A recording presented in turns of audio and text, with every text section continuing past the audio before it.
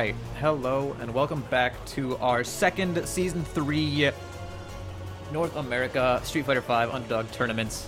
I am your host, Mount Lover. Now give me a quick moment to just go ahead and reshuffle these brackets and get everything all squared away. Hopefully everybody's all checked in. If not, then it's too late to actually do so because I'm about to just hit the cutoff button.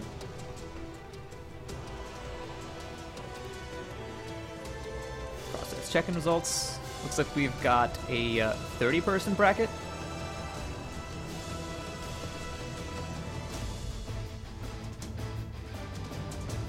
Alright, yeah, we've got a pretty respectably sized bracket. And luckily, just unlike last week, we don't have a one-game round one, so we can actually do the round-by-round thing and not have it be all weird. So before I hit start bracket, I'm just going to quickly do some formatting stuff to the titles.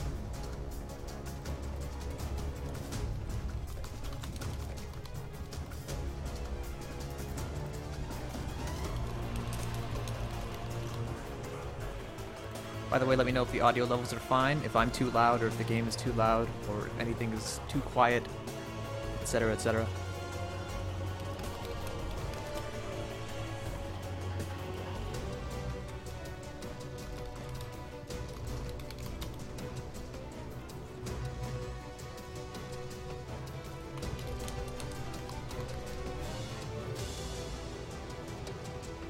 Alright, just like always, what we're going to do is go round by round until top 8, at which point we're going to stream every single match. And inside of every round, I will arbitrarily pick one match to put on stream. And then once your match is over for your round, go ahead and sit tight and wait for the signal, either on stream or in chat. I'll announce it on stream and in chat at the same time. And wait for that signal before you continue on to your next round. So let's go ahead and hit this Start Tournament button. Okay, and it looks like our brackets have been finalized now. So I'm going to go ahead and allow everybody in round 1. 2 people got buys, so you guys are going to have to sit tight for a little bit. But everybody else who is in round 1, feel free to go ahead and start your match, except for... Let's go with Potato Man versus RLE13. You guys are going to be the first match that's going to be on stream, so good luck to you guys.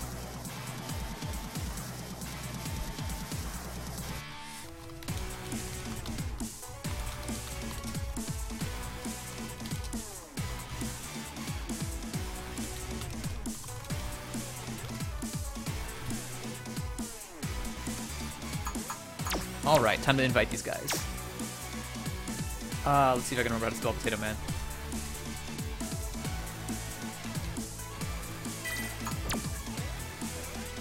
Listed on here. 622. P0 Tat 0 Man 622. There we go. Versus RLE13. Bam.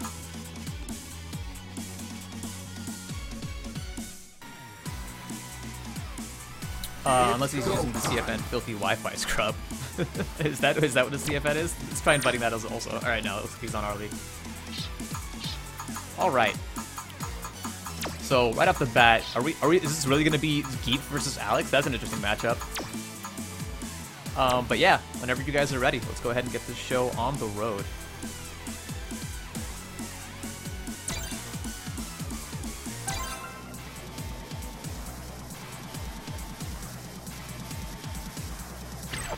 I do think RLE plays other characters, but let's find out. I have not seen an Alex versus Geef in a long time.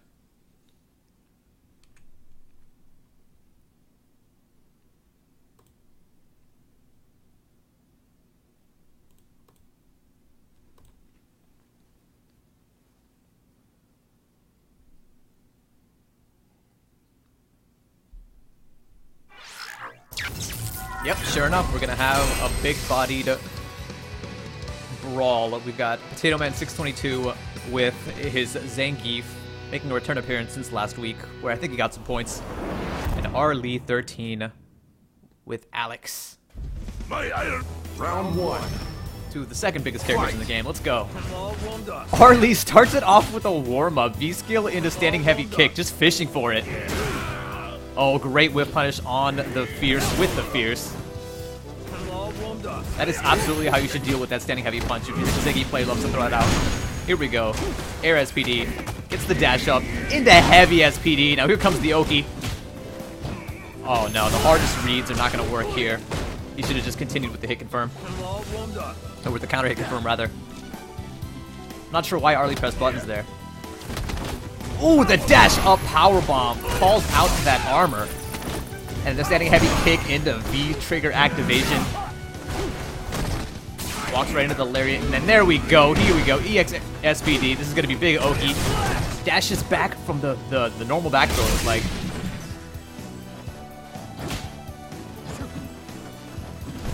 Potato Man's going to need to figure something out to beat that backdash tech. That's actually a very good option to get out of a lot of Ziggy's pressure. Doesn't always work. Slash elbow. Oh, crouching jab whiff punch is going to be just enough damage to take it there for Potato Man. That's round 1. Round 2. Some strokes of genius coming out of Arlie right here. A lot of questionable decisions, but at the same time, we've got some very good reactions and some very smart options coming out of Arlie. So I'm not sure what's I'm not sure what to expect. EX stun gun. It's okay, we can take those. Excellent usage of the V skill. Armors through that slash elbow. And punishes with the light SPD. Oh, armors it again, and that's an EX SPD. Here we go. The dash up, what's it going to be? Is it going to be another dash back? Doesn't matter, you got back thrown. Oh, excellent meaty headbutt there. Whoa, he did not mean for that Thunderstorm to come out. That's a lot of complaints that a lot of key players have been giving lately. A lot of times they'll be going for something else and then accidentally get Thunderstorm, and it's very, very annoying because Thunderstorm is almost useless. Powerbomb, dash up, powerbomb. Do not let him do this to you. Oh, then he goes for the meaty slash elbow afterwards, just in case Potato Man tried to jab on wake up. All right, Potato Man takes that first game, but again, don't count Arlie out. There's a lot of strokes of genius there. There's a lot of high-level decision-making there coming out of Arlie. He just got out-damaged and out-okied, which is, sadly, that's the name of the game for a lot of Alex players out there. Round 1. Fight. Oh, again, backdash into V-skill. Arlie likes being warmed up. Ooh, Arlie just barely not able to walk out of range of that standing heavy punch with that whip punish.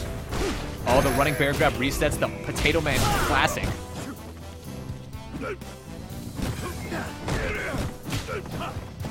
Oh no, the hardest reads on these air SPDs. It's not working out for Potato Man here. Another running bear grab reset. Nobody's ready for those. He was using them to a lot of success last week as well. Ooh, just narrowly does not get that stun. Here it is. Ooh, that's a heavy SPD? Was he in range for that or was that a medium? Doesn't matter because he's stunned. That's a heavy.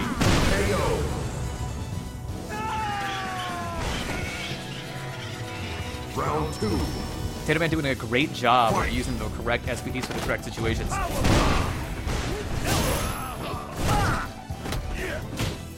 Potato Man also making great use of that V skill, that armor. Very useful against Alex in particular, who does a lot of long-winded single hit specials and normals. Alright, there's a power bomb. Oh, the meaty standing heavy kick. I think Zangief can backdash out of range of that. I'm not sure though. I know that most characters in the cast should be able to do stuff like Karen and Birdie. Ooh, big crush counter. I'm not sure what Arlie was pressing there. He might have been trying to backdash out of that situation, but it just didn't work. What is with these air SPDs? I think the Potato Man is trying to go for normal resets, but he's accidentally getting those. There's no way he's going for really hard reads like that over and over again. I mean, maybe he is, though, because he's been going for those running bear grab resets over and over again. Maybe he's expecting Arlie to expect them by now, but until Arlie demonstrates that he's willing to neutral jump out of those mix-ups, out of those resets, Potato Man shouldn't be going for those hard reads. Saw another Thunderstorm there. I think that might have been another heavy punch. Wake up Lariat. Just does it. Whip punish on the whip EX SPD there, but unfortunately Arlie did not have the meter to follow that up with a EX slash. Good knowledge there, Arlie challenging that suction on block.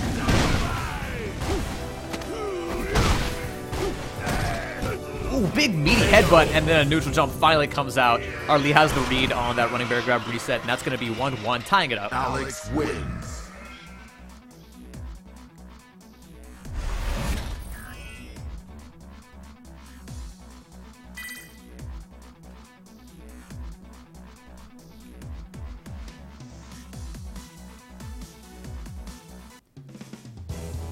Round Alright, I one. feel like this matchup, the tide of this matchup is going to be determined entirely by whether or not Arlie can guess correctly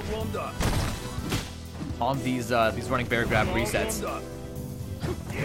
Ooh, big whiff punish there on the standing heavy punch. Potato Man might be depending on that a little bit too much. We've seen a lot of those, and not very many of them have worked out. Power bomb is going to be standing heavy kick. No, he dashes up.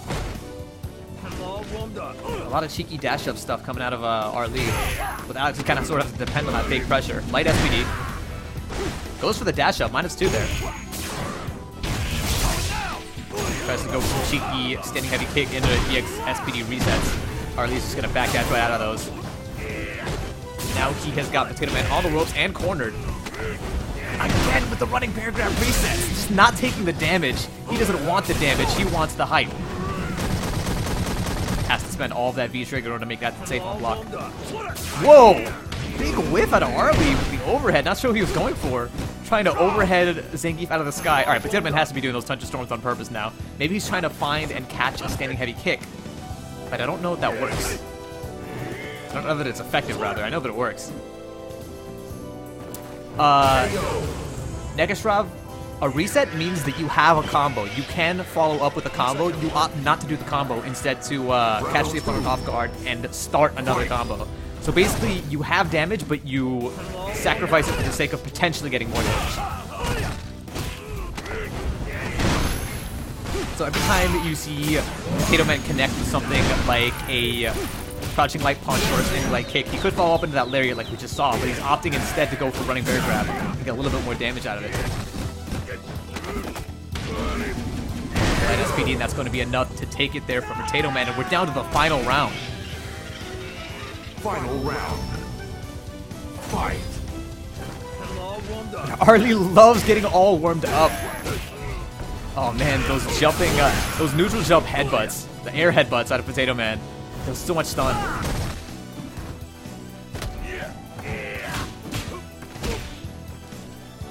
Potato Man doing a good job of checking Arlie, walking him into the corner with those jabs.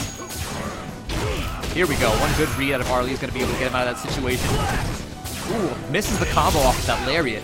It should have worked. But it doesn't matter. He's one hit away from stun here anyways. Charges a sledgehammer from way too close. Potato Man has the correct read there in using the EX Air SPD on Wake Up. I mean, the EX SPD on Wake Up.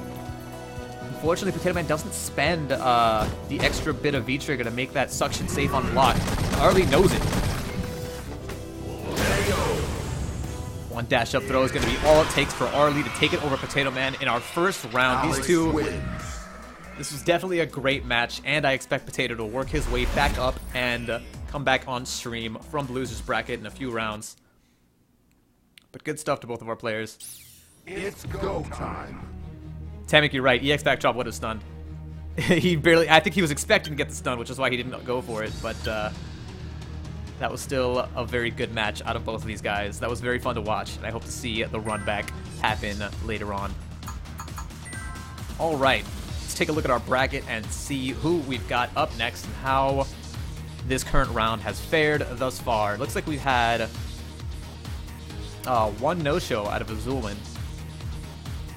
Potato Man versus Arlie was in Arlie's favor. Remember to update that. I can take care of it for you otherwise. Infinus versus Drill Master is still going on, and so is Arrow versus DB Rockstar.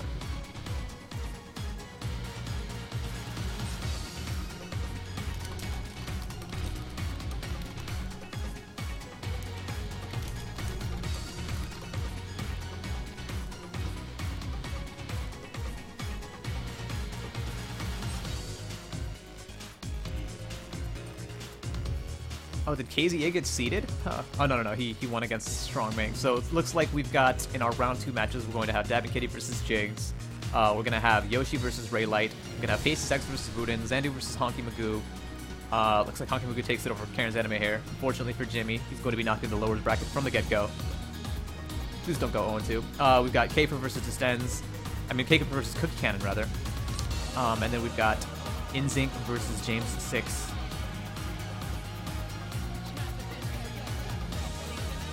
So we're still waiting for Infamous versus Drill Master and Arrow versus EV Rockstar, after which we'll be ready to continue on with the rest of this bracket.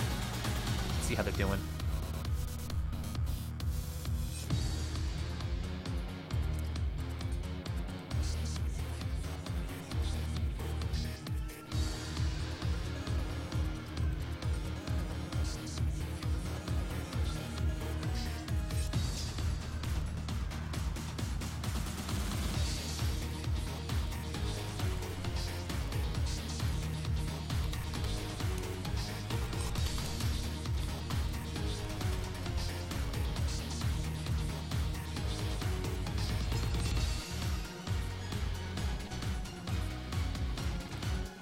Alright, it looks like DB Rockstar's gotta go, so unfortunately that's going to be a DQ for him.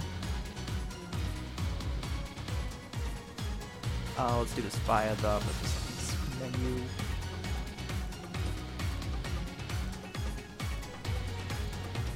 Let's go ahead and click on the trash can next to his name. Yes. There we go. And that should update the bracket. So it looks like we are just waiting on Infinite versus Drill Master.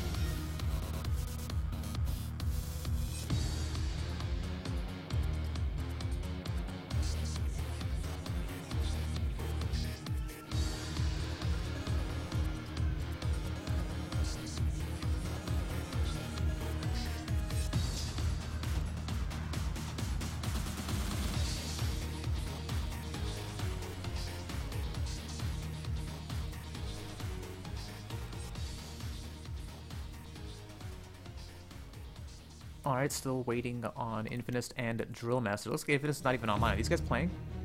I feel like they must be.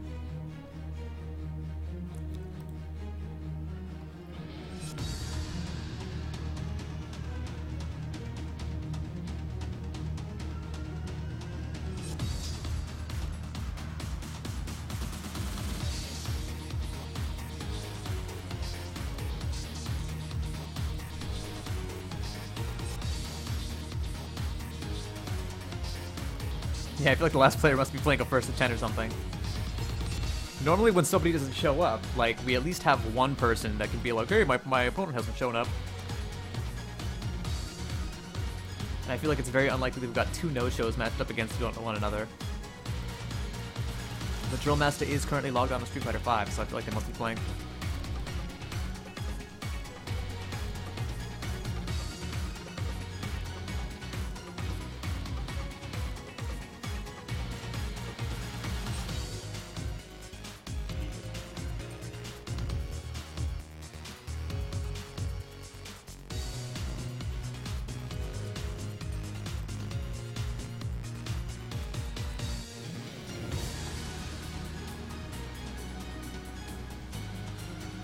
I don't even know what to do in this situation when neither one of the players responds. I mean, like, I feel like they must be playing, right?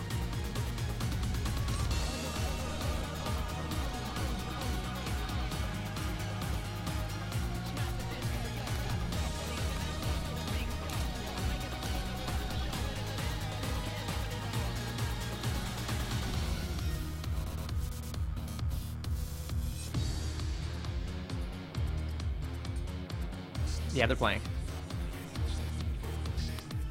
Well, while we're waiting, go ahead and let me know in chat who you might want to see next up on stream out of the next few matchups that we have. Are there any characters in particular you want to request? I'm actually inclined towards streaming this next match that's coming up between KZA and the winner of Infamous versus Drill Master. I also kind of want to show Zandu versus Honky Magoo though, so maybe we'll do that one instead.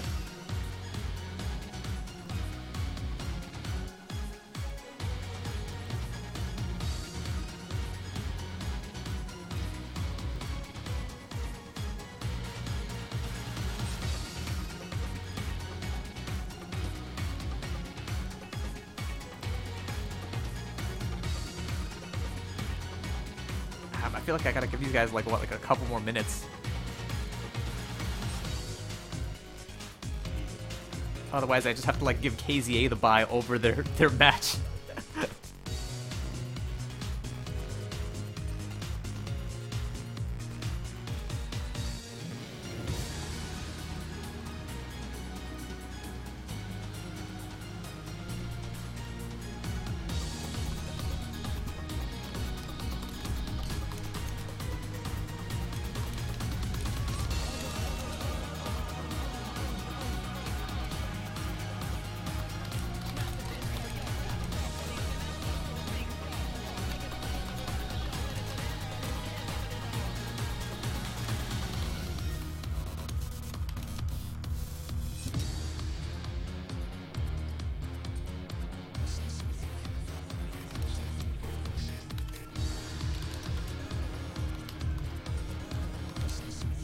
Oh, okay, looks like they finally finished. Alright, cool.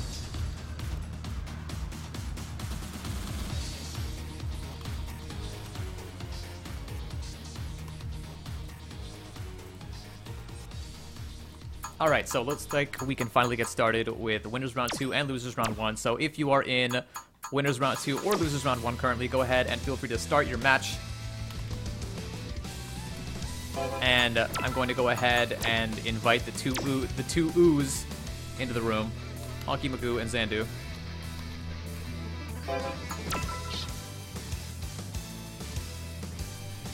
Looks like Infinite won it. It must have been 2-1. All right, here we go. We're gonna have a Karen versus Urian match. This is gonna be interesting to watch. This is a bit of a difficult matchup there for Karen.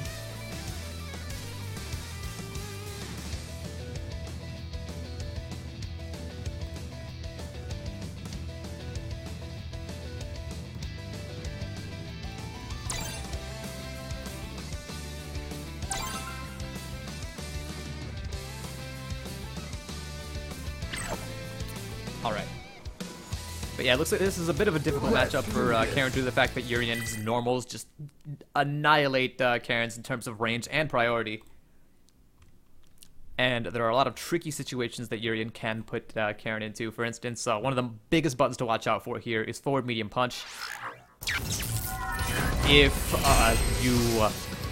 Honky starts to throw that button out in neutral, it's very difficult to whip punish.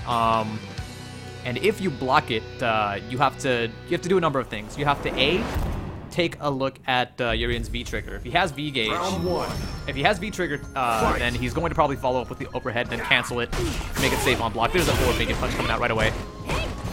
If he doesn't, he's probably just going to let it rock. You always have to be wary of that overhead option because it is punishable on block, but it also does frame trap. That's exactly what I'm talking about. That move is -2, that forward medium punch.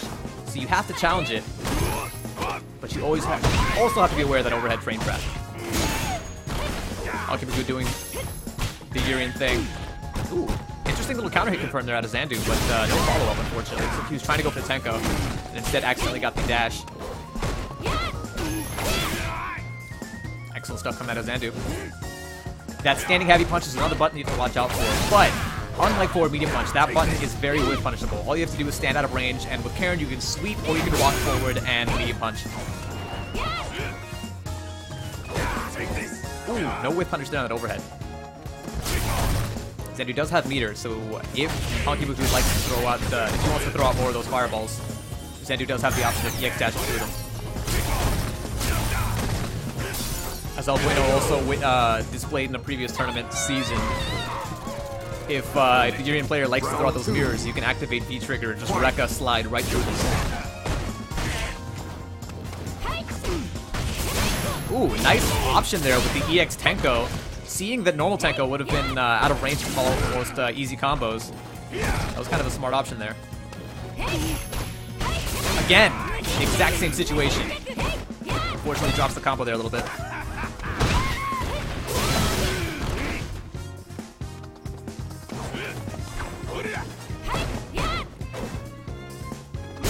Ooh, charged V skill connects, and that's going to be a forward throw to take that round.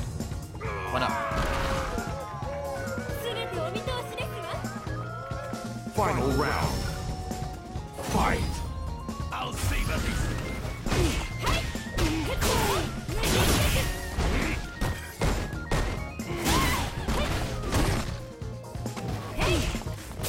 Ooh, excellent air-to-air into cross-under. Unfortunately, Honky Magoo was ready for it with the EX headbutt. That's a little bit of knowledge that Xandu needs to append to memory if he likes to EX headbutt in those reset situations. That's something you can exploit.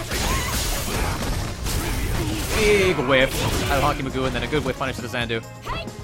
Aw, mistimes the crushing punch meaty. You don't want to be doing that. No punish out of Honky Magoo, but this is going to be a bit of damage. Xandu's still sitting on that V-Trigger. It doesn't look like he wants to use it. A sweep and a V-Trigger cancel could do wonders for him right now, but he's not going to need it. There we go. Game 1 goes to Xandu. Cutting wins.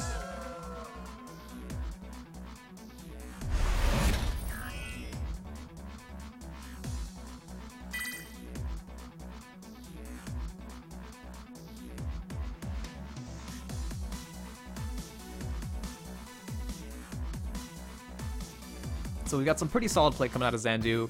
Honky Magoo whiffing a little bit too much here. Dropping a little bit of his combos. He needs to tighten up that execution a little tiny bit if he wants to be able to take this. Ooh, big forward beating punch. Honky Magoo using those Urian normals to the best of his advantage. Trying to keep Karen out. It's very easy to keep her out in this matchup. Immediately corners her. EXDP, a lifeline there for Xandu. No more meter right now, though. Future cancel that thing. Heavy kick.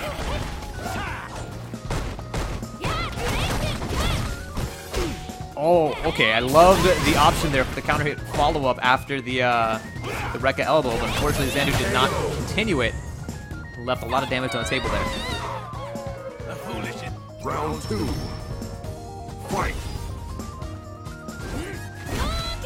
Big whip on the charge V skill. No whip punish after Honky Magoo. No punish on that fireball either. I feel like that's definitely something you should be at least challenging at the like range like that. Of course, the classic block the Roshi into DP. Ooh, big block on the overhead. Unfortunately, Xandu tries to punish the Prodigy Medium Punch, which can punish, but it's just too short range. You want to go for something like Standing Medium Punch or Prodigy Medium Kick on that.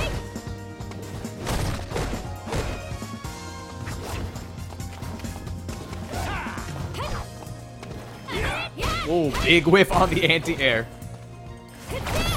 Luckily, Urian does not have some amazing cross-off options. He does have that standing light kick, which easily could have punished that anti-air there. Ooh, good meaty standing heavy punch there. Good meaty chop. Counter hit confirmed into whiff. EX violent knee drop. This can kill if it goes into critical art. It looks like he dropped the input or something. Or he opted to save the meter, I'm not sure. Even the 2-bar follow was killed there. Whoa! Good EX dash right through that fireball. An excellent punish. Final round. Fight. Dash up throw. The ball's at a Honky Magoo here. And then wake up DP. Not a single one of those has been blocked this entire set.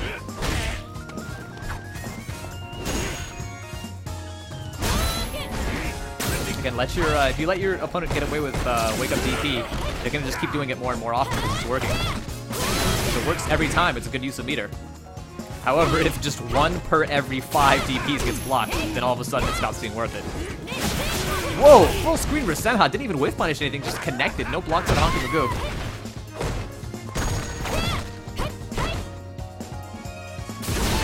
Oh, tries to go for another one.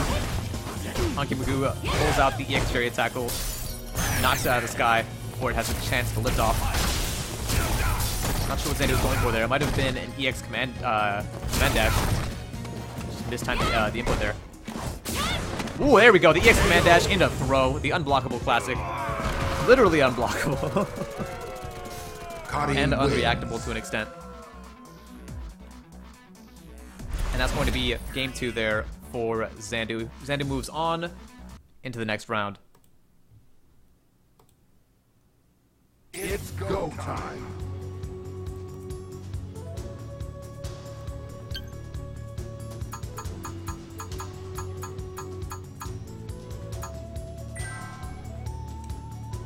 All right, let's take a look at our bracket and see what we've got going on later on.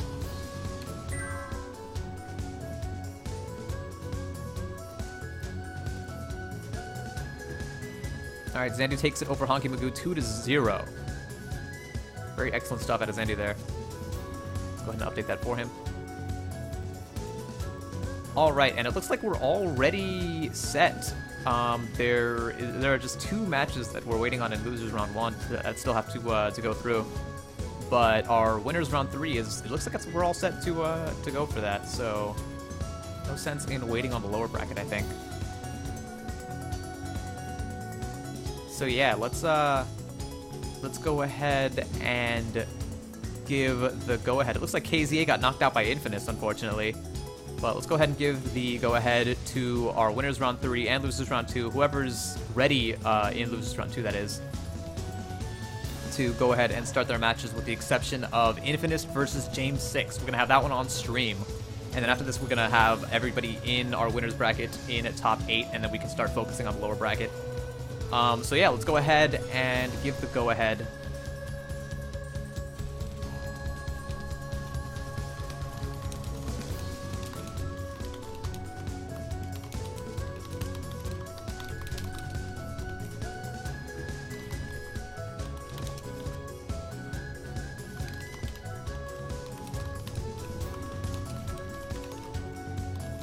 There we go. So let's go ahead and send our invites out to, let's make sure those are the right names. Yep, James 6 and Infinist.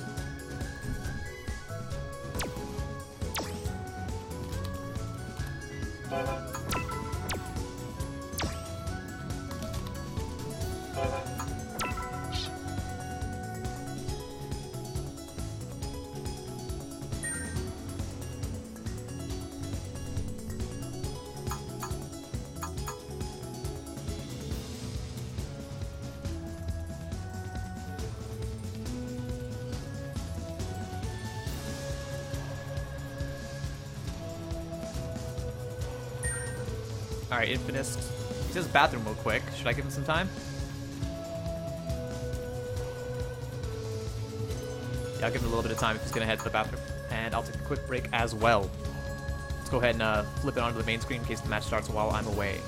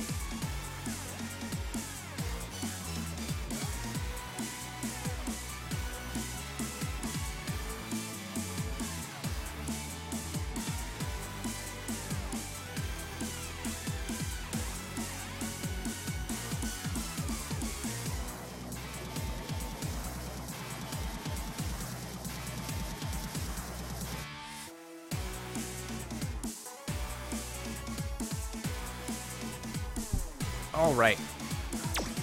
Hop to the back of the queue. And whenever these guys are ready, we will start their match.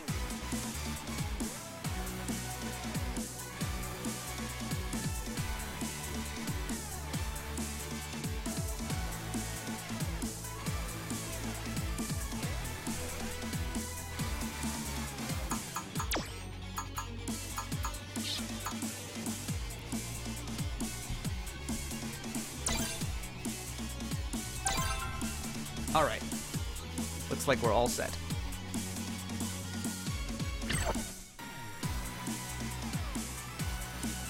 Let's do this.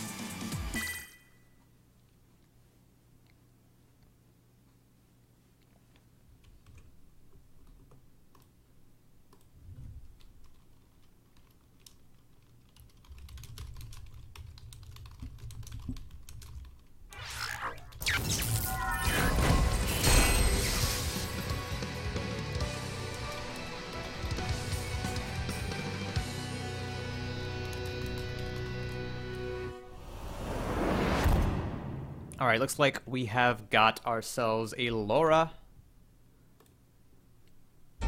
Round versus one. our Mika. Fight. Game 6 starts it out with a Twisting Barrage, just goes right in. This is going to be a bit of an interesting matchup because both these guys have a very interesting approach to neutral. And so it's interesting to see how how these guys are going to get in on one another. Of course, Laura has access to that standing medium kick, Barrage.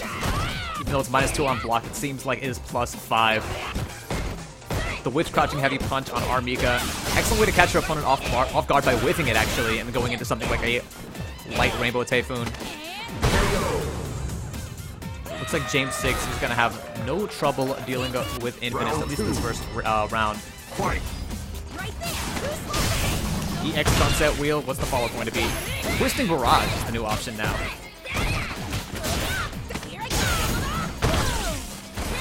Really good mix-up. Here we go. Finally, we have a neutral jump out of Infinite. No great punish, however, on that Witch command grab. Ooh, what was that delayed medium punch there? EX Rainbow Typhoon. No Oki off of that. Infinite's not using a lot of command grabs here. There's a lot of situations where he very easily could be grabbing, and then he's opting not to. Here we go. Light Rainbow Typhoon, I believe. No punish onto that EX elbow. He's just missing a lot of damage opportunities here. Good corner carry, and there we go. There's the EX Brimstone. Not sure that the EX was necessary there, but that's going to be a round on the board for Infinite. Final round. So for those not familiar with Mika's command grab options, she has the largest range, second only to Zangief, with her Light and EX Rainbow Typhoon, which don't give Oki, and then she's got less range on her Brimstone, which all give really good Oki. And so depending on what kind of game plan your Mika revolves around, you want to use one command grab or the other. Here we go, Rainbow Typhoon, no Oki off of that one, but decent damage. Body Splash just gets hit. James 6 needs to start blocking those, but it's very hard to react to those, especially when you play a character with anti-airs.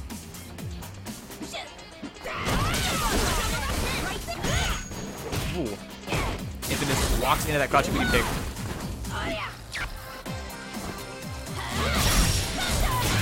Oh! The tag team assist out of Nadeshko. Hits Game 6 out of the EX Thunderclap. And here we go, another EX Brimstone to close it out here for Infinite. Mika wins. It was a bit of an interesting match there. Infinite's going for a lot of the Rainbow Typhoons, just sort of flailing around, getting a lot of like random hits with body splashes, with light Rainbow Typhoons and EX Rainbow Typhoons, and then not ever going for the EX Brimstones until it's the end of the round, which is usually the opposite approach to how you want to command grab with Mika. James 6 started out very strong with a lot of anti-airs and solid footsies. Wow, that standing medium kick was very, very well spaced. I think that was just about as far as you could space out the standing medium kick. For those who don't know, because of the fact that it does advance forward slightly, you can't actually meaty Laura skating medium kick from neutral, which is very difficult to do. Lots of frame traps. James 6 playing a lot like Idom right now. Good neutral jump there out of Infamous, but no punish. Playing that Season 1 Miko, where stuff like that would work.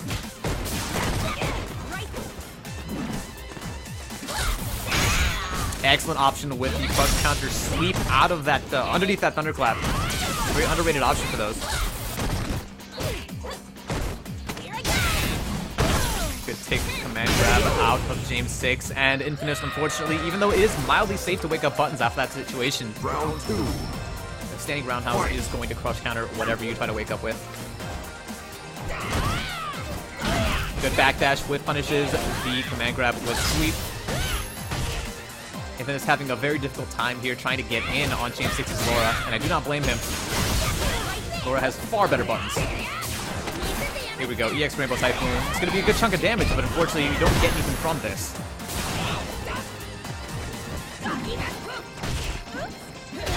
Oh, the body splash, that's going to connect. James 6 trying to anti-air. Ooh, random crush counter sweep into V-trigger activation. That's going to be a 6 setup to take game 1, or game 2, game 1 for James 6 over Infamous there.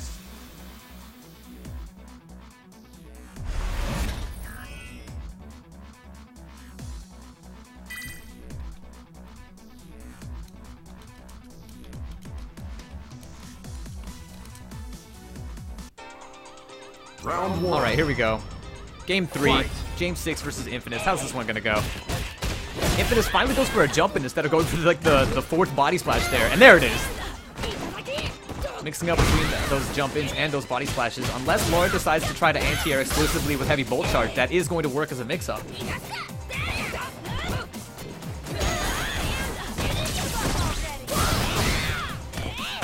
Okay, armor's through the armor with armor. Crouching heavy punch, V-trigger activation. This is going to be a neat little reset there. Not sure why James 6 didn't block.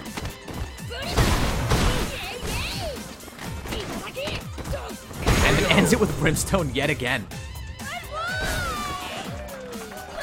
Round 2. Fight. Okay. Punishes the sweep with a crouching light kick. I feel like there must have been something better that Infamous could have done there, but better than nothing. James 6 doesn't follow up that that jab hit confirm there.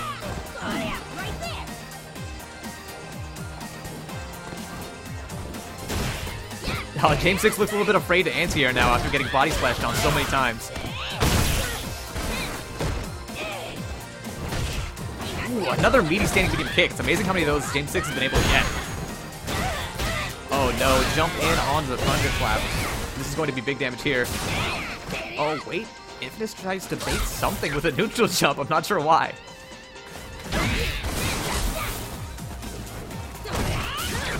Ooh, just barely out of range for...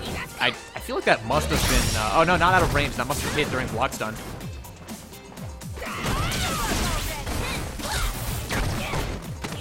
Here we go. Good kick sunset. Good block on the meaty elbow there. No punish on that sweep. That could have been it for Infamous right there. And here we go. Yet another Brimstone. It's not going to close it on this time. That is going to be a meaty forward heavy punch. A meaty Lady Mika to take it there for Infamous. Infamous moves on into top 8. Mika wins.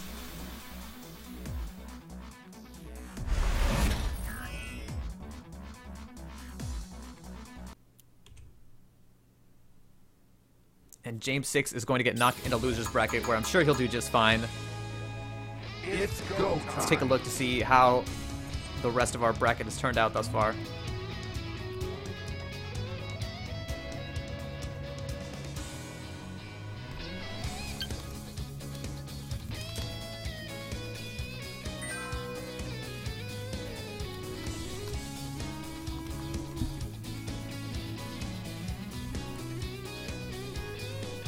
Alright, it looks like KZA is out, so he'll be joining me on commentary. Let's go ahead and update the score here for Infamous.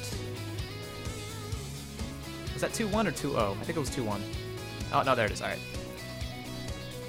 And it looks like we are all set with top 8 winners. So that you guys, Arrow, Raylight, Cookie Cannon, and Infinist, you guys are all going to have to sit tight for a little bit while we do the next couple of rounds and have the losers bracket catch up. But it looks like everybody is ready now.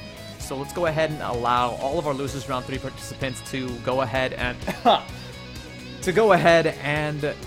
start, with the exception of Karen's Anime Hair, aka Jimmy P, and Perf13. You guys are going to be on stream. So let me go ahead and let them know in chat. Losers round. What round is this? Losers round 3.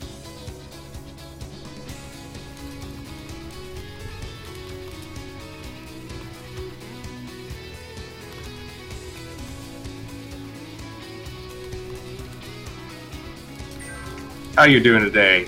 Hey, how's it going? Doing well, other than getting bodied, but you know, that's what I get for not playing for 2 It's weeks. unfortunate that we couldn't put any of your matches on stream. There was just too many other people that I wanted to get there. I assumed you would have lasted a little bit longer. How did it go? It felt fair enough. Infinist got me with Mika, and then I lost a Geef mirror match, so I can't complain. Oh, you lost Yeah. the Geef mirror match? Were you up against Potato? Yep. Yeah, his Geef is interesting. He never takes damage. He loves to reset every single time. So do I. So it was just kind of a slugfest, and he just got the better of me one more time than I did him. CFN is the KZA. That is correct. All right, you've got your invite. All right, we're gonna have Perf13 versus Karen's Anime Hair, also known in the Discord as Jimmy P. Ever since he doxed himself that one time. Urian versus Guile, or are they switching up? I'm not sure who Jimmy's gonna pick. Jimmy's been switching around the roster a lot. He used to have a very powerful Urian, and then he just sort of fell out with the character, and then he's been trying a lot of other characters. I've had him playing a bit of Cammy to sort of improve his fundamentals, so we'll see. I should probably do that at some point when I get back to it. I just been playing so much Tekken recently that I neglected to train up. Cursed limited time in the day. So, you know, I was having fun with Tekken until I played somebody who was really, really good at Tekken, and then I realized, like, there's still so much for me to learn. Like, not even just matchup stuff. Like, I don't even know proper movement in that game yet, and so, like, that's it. That just made me feel like, you know, I should just stay off of ranked until I lab it up a lot. Yeah, see, I don't know. It's kind of a different philosophy thing. I just like throwing myself into, ooh, Ed. That's going to be a fun one. I'm not sure where this is coming from. Karen's Anime Hair picking Ed. I didn't know that he had an Ed. Ed versus Guile as well. I have no idea how this matchup goes. We'll find out. I think it's going to be kind of hard for Ed.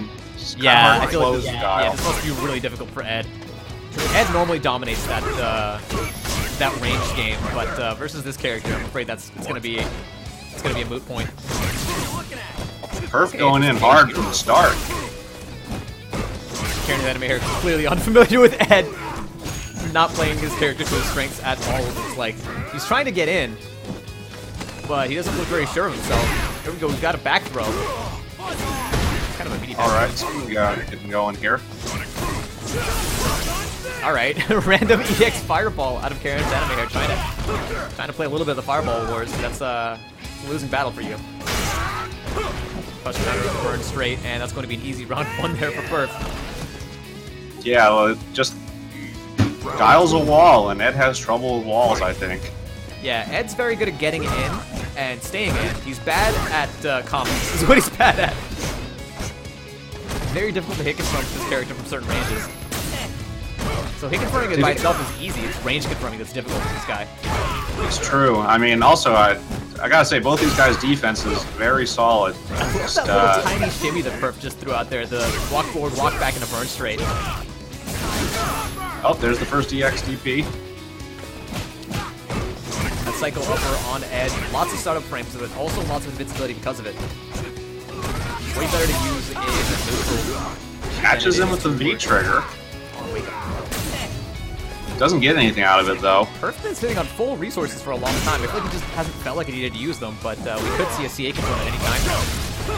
Okay, both guys are sitting on full stock. This could get nasty real quick here. So many crush counter sweeps coming out of Perf here. Ooh, Doesn't need just to catches use him with the boom. any meter at all, and that's going to be 2-0, game 1 Guile for wins. Perf. I feel like we must see a character switch out of Jimmy P. There's no way that he's going to stick it out with his head. Yeah, he's commenting in Discord, this matchup is not good, and I'm just, yep, you're right. Yeah, I'm not sure what Ed's game plan is there. I'm not familiar enough with the character to be able to say. I mean, it's just like everybody else against Guile. Oop, I gotta scoot out of here, hold on. There very well may be some options there that we're not aware of that that Ed has for getting it on Guile. Everybody tends to have something that works really well against fireballs. I was curious who we were gonna see a V skill usage, because I could see that working at certain ranges. V-skill is a bit of a weird move. It's sometimes a projectile. Like, I think the grounded V-skill counts as a projectile, and the air V-skill doesn't.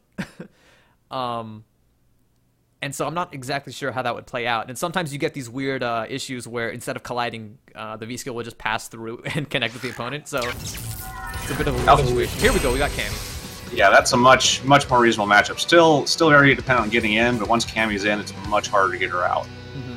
Cammy does have multiple options for getting it past those booms. We've got EX Spiral Arrow, and to a certain extent, you've got V-skill. Of course, you've got dive kicks and jump-ins that you can always use as reads on booms.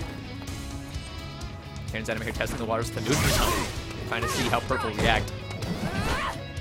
It does look like Perf is not very plastic happy, because those first couple of the neutral jump and the shallow dive kick were at perfect range to bait flash kicks, which is a great option when we got it again. Which is a great option to sort of get twitchy Guiles to pull themselves up.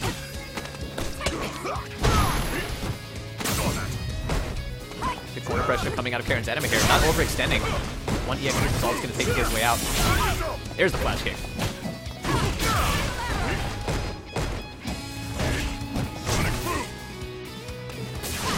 Karen's enemy here, unfortunately, sitting on hardly any health. And there we go. Just one touch is all it's going to take for Perf to take that round. Round 2. Fight.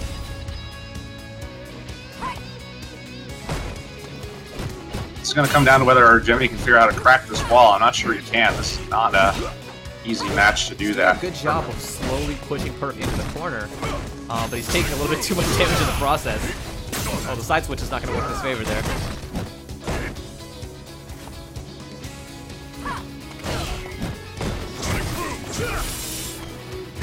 I do like that Jimmy is just patiently playing this grounded game here, but unfortunately, okay. Well, that was a bungle on all sides there. Yeah, that was a bit of a weird exchange there. Drop combo there from Perf, and again we've got this situation with Karen's enemy here with no health, but he does have Perf in the corner. A comeback is definitely possible here, but it's not going to happen today. Yeah, I don't know. I mean, as a Zangief man, I hate the Guile matchup, but it's just one of those matchups where you either crack the wall or you just spend the whole round like that. I don't know what to say, really. Yeah, Jimmy was playing a very cool, calm, like patient, grounded game there. But what he wasn't doing was he wasn't playing the offensive game. After he got those knockdowns with, say, like an EX Spiral Arrow or a Spiral Arrow Confirm or a DP in the corner, he wasn't pushing his luck. You want to, with Cammy, push that offense as far as it goes with stuff like standing medium punch, standing light kick, take throws, do whatever you can to crack that defensive shell and just keep that offense rolling. Yep, and honestly, I think the other big problem there was that you could kind of see from the first round that Perf was playing very cautiously, and when someone's playing that cautiously, you have to kind of step it up a little bit and force them out of that comfort zone. And I'm not sure what I would advise a neutral to do that. I think Jimmy was playing a little bit too slow. He was playing. I feel like when you don't have meter, that's the speed at which you want to play play Cammy. And then once you do get the access to that meter, you want to start seeing what you can do to bait out booms and react to them with one EX Spiral Arrow, and that's all you need to switch the tide of the game in your favor. So we're still waiting on Inzink versus Potato Man and Goulston versus Honky Magoo. Oh man, this Abigail theme, I hate it. It's just. I mean, it's not that I don't like metal. I just don't like this particular song. it's not a particularly good example.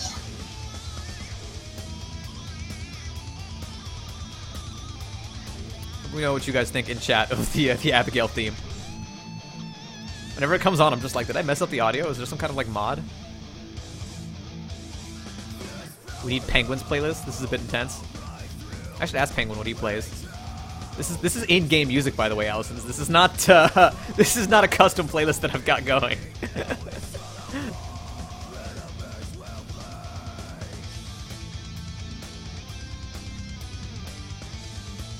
Kind of glad I can't hear that right now. Mount strikes again with the bracket rigging. Yep, Jimmy, I always rig the bracket so that you very narrowly get knocked out of top 8. I guess it wasn't very narrowly this time. You had another round. Alright, so our top 8. Looks like we've got another losers round match that's all ready to go. Paces versus NSYNC, Jinx versus Honky Magoo, James 6 versus Perf, and Zandu versus Meowsky doing. Let's go ahead and get Paces versus NSYNC on stream. We haven't had those guys yet. Everybody else in losers round 4 is free to start your match. Go ahead. Losers round 4 is free to go ahead. Except NSYNC versus who was it? Paces. Here comes the challenger! Ooh, thank you for the follow, Lizardman30. Also, shoutouts to Encore for actually like fixing the audio level on that for me. Seriously, it was deafening both of us during beginner breakdowns. Yeah, I actually it totally skipped my mind that you can actually just go into Streamlabs and lower the audio there. I would always just lower the audio on OBS every single time that I'd fire it up, but then I would always forget until it went off the first time.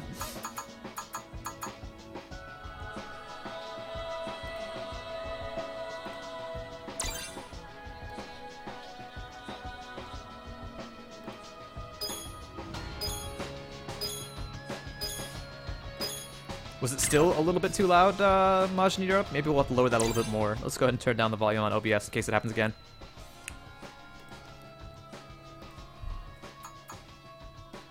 Still waiting on Paces to join.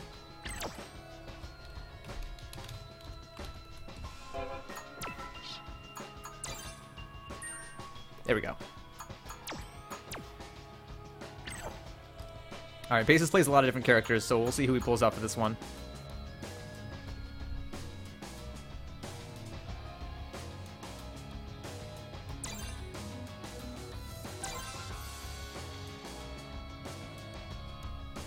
How's it going, D-Styles? Let's do this.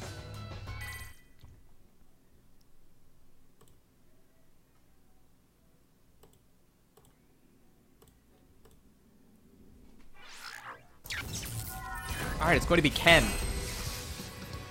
can have NSYNC with Karen versus Paces X with Ken. This is a matchup that I'm intimately familiar with. Let's see how these guys handle it. Round 1. Fight. This is definitely one of those matchups where, as the Karen player, you've got to be very careful how you anti-air. Absolutely. You don't want that Ken landing any... Ken lands an air on Karen, and it's just like, oh, there goes half your health. He's got very good jump-in options, so that's Jumping Heavy Punch, which stuffs all of Karen's anti-airs. And that EX Air Tatsu, which can halt his momentum in the sky. Oof, EX DP after Orochi. Classic trap. Paces X waking up with light Tatsu, but NSYNC jumping into the corner. Ooh, excellent anti-air medium DP there for Paces. Ooh, Solid okay. corner pressure, good V reversal. Bit dangerous to V reversal jabs like that, but when it works, it works. Alright, V-trigger cancellation. Oh, backs off from the Rekkas. Pseudo shimmy there. Oh, EX dash that was tricky. into throw. The unreactable, unblockable, unbeatable use of that one bar. I love doing that. Hey, if it's gonna go to close the round. Alright, good low confirm there out of Paces, and then follows it up with the one bar. Ooh, okay. Stunned. That was fast. This is that Ken damage right there. Zink has a long way to fight back if he wants to take this round. Yeah, very good options there out of Paces. Oh, here we go. Comeback can start. There's the... Oh, no, unfortunately, it doesn't get the JF Tenko after that jab. That was a very slick-looking reset out of those Rekkas. He's gonna go for it again. Drops it again, unfortunately. Yeah, that one's kind of tricky. You really have to practice it. Yeah, I dropped that one too from time to time. Environment.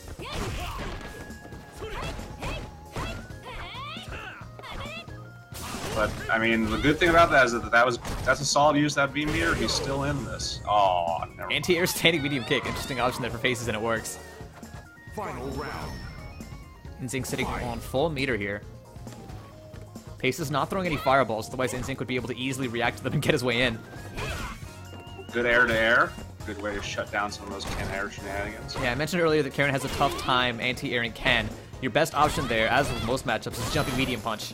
Oh, there we go. Crush counter. Solid confirm. Good critical confirm. This is going to be huge damage on Karen.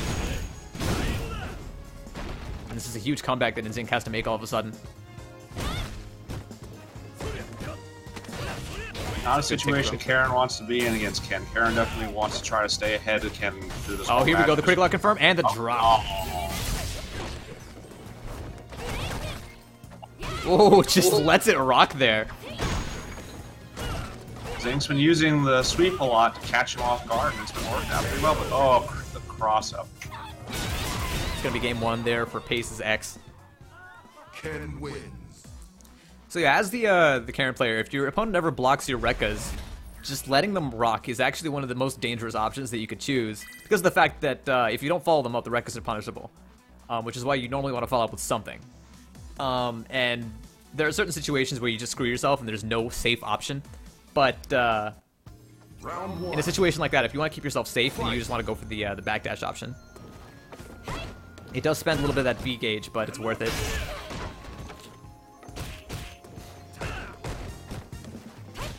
Ooh, anti-air jab. Good option there out of NCH. Yeah, I think Zink needs to start trying to reverse the momentum in this match a bit more. He's playing pretty cautious, letting Paces kind of set the pace, and it's just not been working out.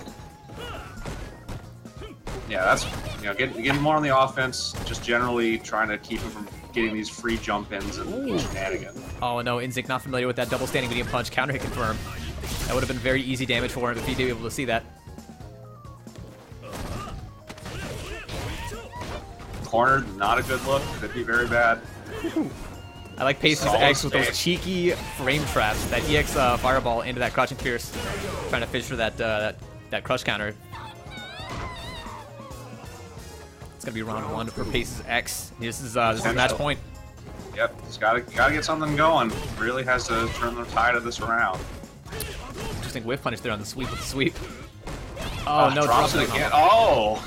What happened there actually is that the standing medium punch was just barely out of range, so it actually hit meaty and dropped the combo. A little better for Zink this round. Oh, here we go. Big confirm here for NCH.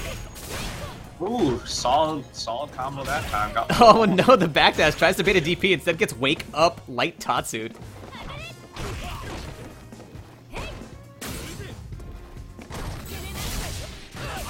Wow, Paces X, absolutely no fear, just hitting crouching medium kick after that that V-trigger activation, which is +4 by the way. It works, it works. Yep. Wow, critical art, meaty critical art, the unbeatable option there. No matter what Paces X would have chosen, that probably would have resulted in his death. Unfortunately, I'm not sure that it's worthwhile. Yeah, it could have EXDP'd, in which case both moves I think would have whiffed. Unless, I'm not sure what has more invincibility there. I think it would have worked because Karen's CA is a little long, and only the first bit has invincibility. Yeah, but maybe. It might have worked. It depends on how far the DP goes up, I guess. Those sweeps have really been working out. Paces just doesn't have an answer for them. Yeah, what's interesting is that everywhere that Paces is sweeping, I feel like standing roundhouse would have been a better option on Ken.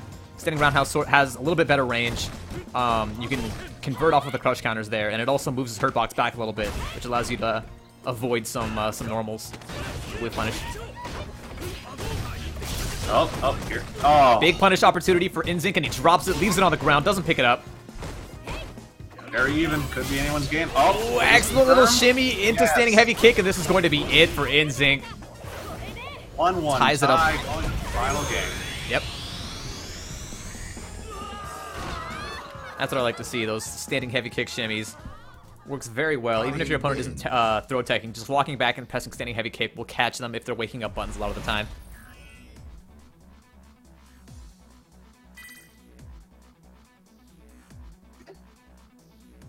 Gonna be an interesting last game. Both guys have been showing some adaptation. I think if both of them start punishing some of the stuff that they're leaving on the table, we could see a very quick round match here. Paces X sticking with Ken. He wants to stick it out in this matchup, even though I know that he has other characters that he can resort to if he wants to.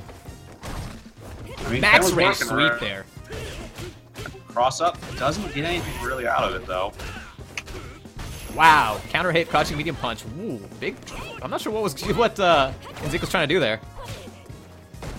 There might have been a stroke of brilliance there. Might have been going for a meaty Bersenha or something like that, but didn't quite work out. I can't help but feel like NCH is depending a little bit too heavily on those sweeps. He's spacing them correctly, but sometimes you want to just work your way in without depending on stuff like that. Get a little bit more damage for your footsies. Also, I'm curious when Paces X is going to start picking up on how to do anything about those. I think that he has been slowly adapting to them. You've been seeing a lot more jump-ins coming out of Paces, and that's pretty much how you react to long-winded stuff like V-skill and sweep. Corner, not good. I like the EX Fireball frame traps coming out of Paces. No punish. A little bit forced back, goes for the jump.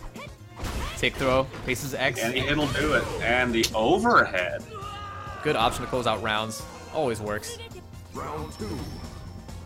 Fight. Anti-air standing medium kick again. Now we're on match point Zinc. Good reversal of fortune so far. Oh, throws him out of a fireball. That was interesting. I'm not sure the fireball is what Paces intended to do there either. Yeah, probably more like a Shoryu in that situation. There it is. Paces X doing what a lot of Ken players have been doing lately, and just letting the entire chin buster combo rock, and then using the EX Fireball for a frame trap. I've been seeing Chris T do that a lot.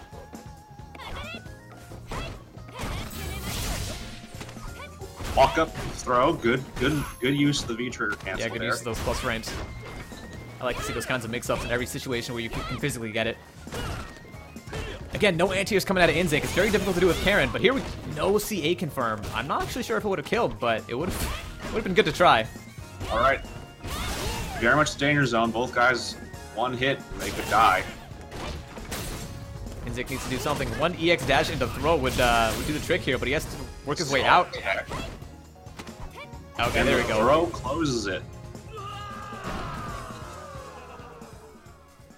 Cutting wins. Sheriff Officer TJ Hooker, Karen CA always kills because Karen players intentionally only use it when it's gonna kill, which is why when you hear me say something like, I'm not sure that would have killed, that's probably why it didn't come out.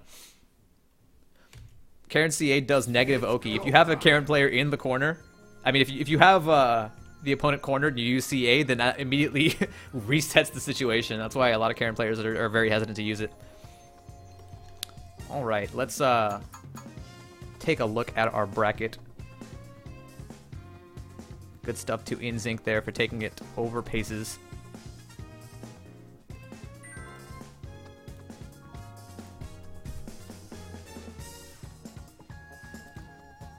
Let's see, NCH takes it 2-1.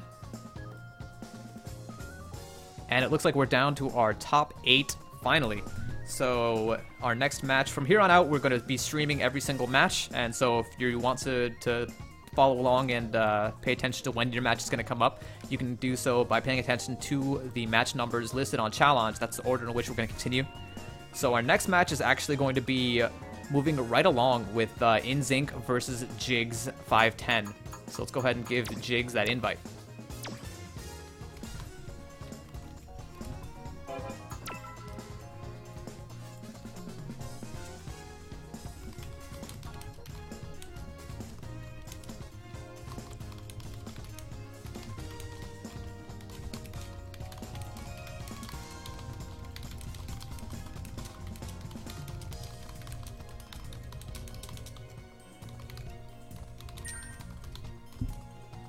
All right.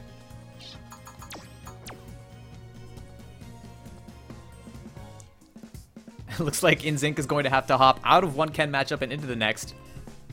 We're going to see a repeat showing of... Except, we're going to be seeing a repeat showing, except this time it's going to be a different Ken. Let's see if Jigs has the answer and if he was watching and taking notes in that last matchup. I hope so. It's always good to see someone studying up on their opponents.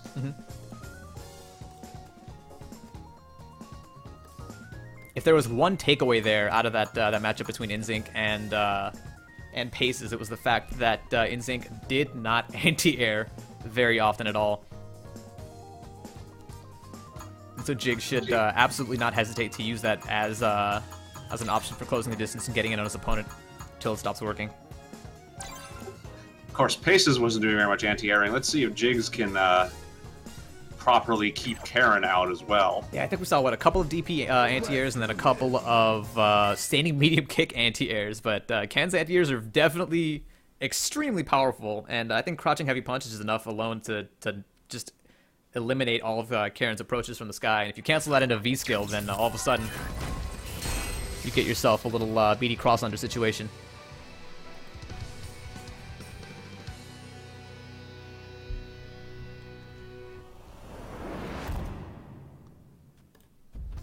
Round 1. All right, Jigs with a cyan, turquoise, teal, whatever you want to call that, 10. NCH not wasting any time to try and close the distance on his opponent. Anti-air jab.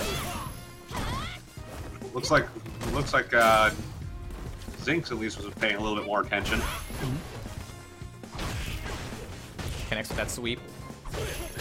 Tries the anti-air there, but Oh no, that was a very... That could have been a very heavy confirm there for Jigs. Unfortunately, he does not confirm it properly. Crush counter sweep. Jigs pressing a lot of buttons, not going for a lot of confirms. I'm not sure what to think of these strings that Jigs is using. and it costs him. If he confirmed a couple of those, she'd have been dead. Yeah, Jinx had enough damage on the table there to kill NCH like 1.5 times over. Lindsay with the color knowledge, color facts. Yeah, that is definitely turquoise, by the way. Cyan's like, well, kind of. I thought turquoise was a little bit darker than that, and I think cyan's a little bit lighter than that. I would say I would have thought that was teal. Here we go. I always think it feels a little less green.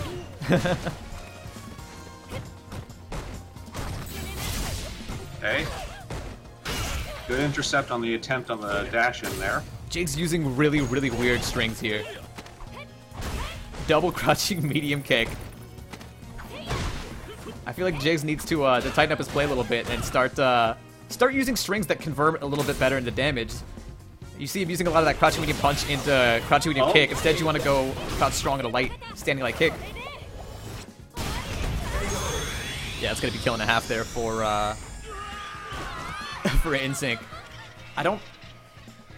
It didn't feel like NCH was winning that matchup, though. The only reason that NCH came out on top there was because of the fact that Jigs just kept leaving damage on the table. He must have had like 12 connections there with counter hits. Yeah, I mean, if we were scoring by boxing rules here, yeah. Jigs playing the Floyd Mayweather game, getting the points and not getting any damage. Fight. You know, yeah, but you know, this isn't boxing, and you can't win on points. Yeah, this is MMA here. You gotta knock your opponent out. Topical. Jigs with the run up into crouching medium kick. These shenanigans coming out of Jinx. He's just trying to win this with normals. I think at least somebody's getting some damage. Those jab anti-airs really working for him this game. Jab anti-airs with the cross unders, pulling the Kami tech. Here's a chance for Jigs to get started if he just No punish on that sweep. And he just lets it go again. Alright, I'm gonna keep track here, since this might be the last round, of how many hits that Jigs could have turned into damage. That was kind of goofy. Oh, good anti-air. There's 2 hits. The crouching heavy punch anti-air that he could have turned into pressure, and then the crouching medium punch counter hit that he could have turned into a combo.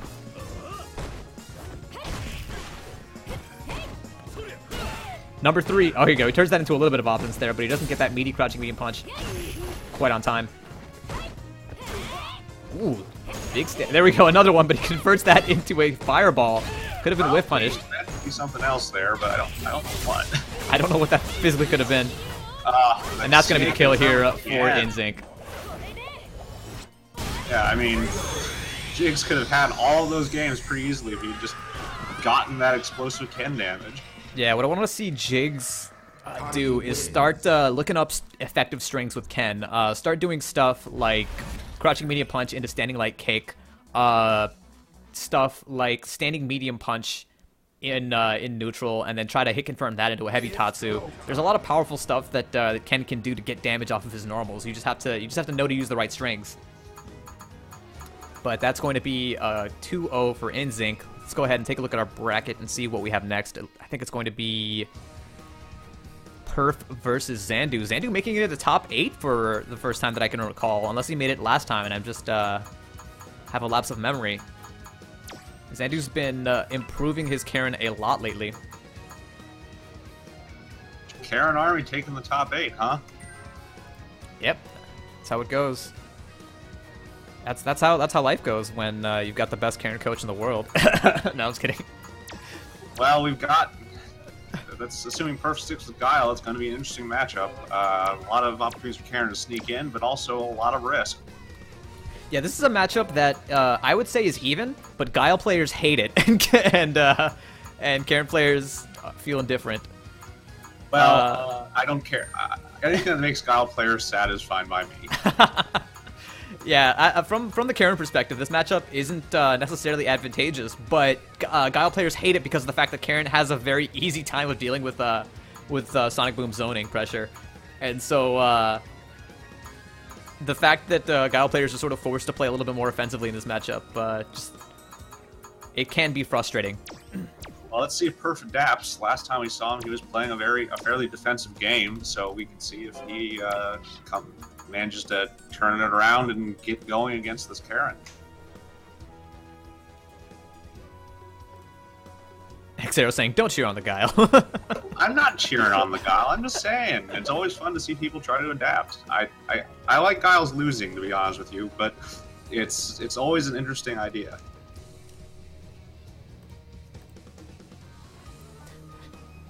The only Guile I cheer on is Daigo. Oh, the Die Guile. Alright, waiting on Xandu to join.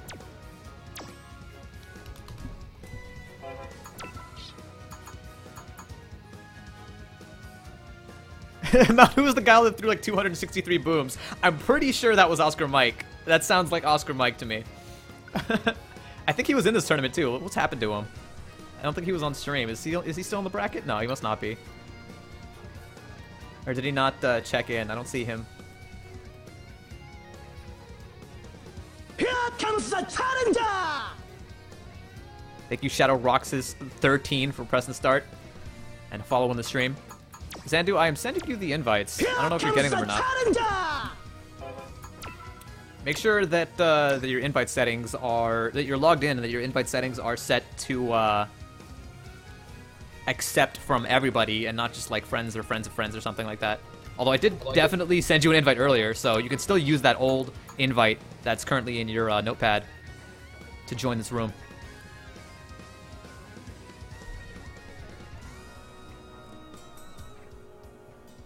Kezia, do you think you could also try inviting Xandu just to make sure that, that he's getting them?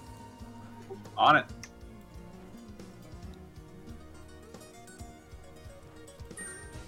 Oh, it looks like he's in. All right.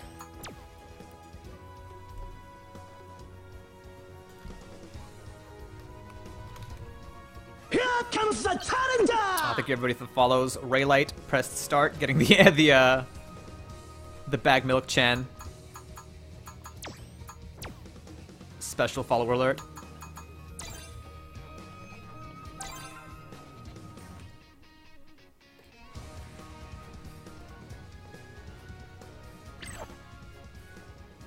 All right, sounds like the follow alert's finally at a reasonable level. So Okay, cool. I definitely I turned it down to half on top of the already having it be turned down. So I think that that means that we should turn it down a little bit further on Streamlabs. Yeah, probably. God, the first time I heard it during Beginner Breakdown. Yeah, it's deafening. Little costume swapping going on. What's funny is that in the game that it's actually ripped from, SVC Chaos, it's actually just that loud. It's deafening in game as well. I played the hell out of SVC Chaos back in college, and I remember how loud that was. Yeah, when somebody would hit start, when somebody put that coin in and hit start, you knew it. Here we go. We got Perf 13 versus I think Zandu. I was the one who recommended we should use that soundbite because it was so like distinctive. Yeah, maybe I'll add in the Street Fighter Alpha 3 announcer as well as an alternative option. Perf going on the offensive. Ooh, big jump in here for Zandu. Yeah, no anti-air there for Perf. That's something you cannot afford to drop as Guile. That's got to be your forte. Oh my goodness, such a stun. Neat there. Zandu for the reset! The completely unnecessary resets there, getting just as much damage off that reset that he would have got from the combo. Yo, cashes in with the EX. Perf's got to get his anti-air game going, otherwise that's going to keep happening. Yeah, you cannot let Karen player jump in on you like this. And the thing is, Karen is completely content to play the grounded game in this matchup, which is why it's so funny that that Perf's not anti-airing. Not seeing a lot of dashes under booms yet either, but... Alright, this is the game that you actually can't afford to play against Karen, because Zandu has a million options to get through them. All it takes is one good reaction, and all of a sudden the entire tide of the battle swings in Karen's favor. So as the Guile player, you should be employing the opposite strategy, following in light booms. Cashes him with that again. Oh, no confirm there for Zandu. That could have been it. Oh, good confirm there for Perf. He just needs one more touch. Don't count Zandu out, though. Get off me. Don't throw a boom. Don't do it. Zandu wants you to. Zandu wants it. Oh, he jumped instead of going for the EX dash. Good whip punish with the sweep. Definitely in the health range now, or any... Oh, no! Punish! That could have been it! I think he thought that the jab would have killed. Flash kick, come on, man. Zandu, you absolutely have to be able to react to these booms with EX dash. Even if you can't get the punish, just an EX dash to the throat could work wonders, but nope.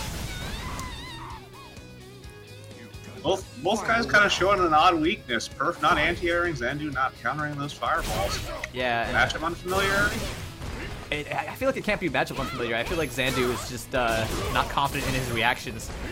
And I don't blame him. You can always react to avoid those booms, but actually getting the punish is very difficult. Oh, wow! The glitch cross under. I'm not sure what I saw there, but I wouldn't have been able to block it either. I'm not sure what Zandu's trying to do with those weird, light, deep Resentha resets. I think he's trying to combo into it, but it's not a very great... Oh, Flash kicks, autocorrect stuffs it, but gets thrown right after. Alright, Zandu manages to take that with a little bit... dropping those stun combos twice in a row. I think what he's trying to do is go for the standing heavy punch and a light Resentha, which combos after a stun.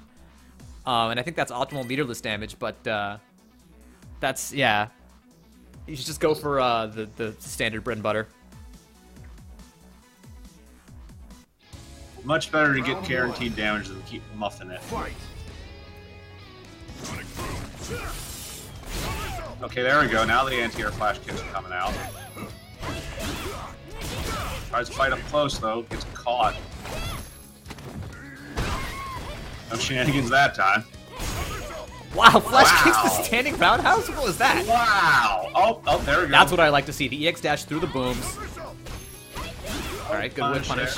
But no follow-up, unfortunately. Zandu drops the combo yet again. The nerves are getting to him. You just gotta hold on for just this game. If you can take this game, it's over.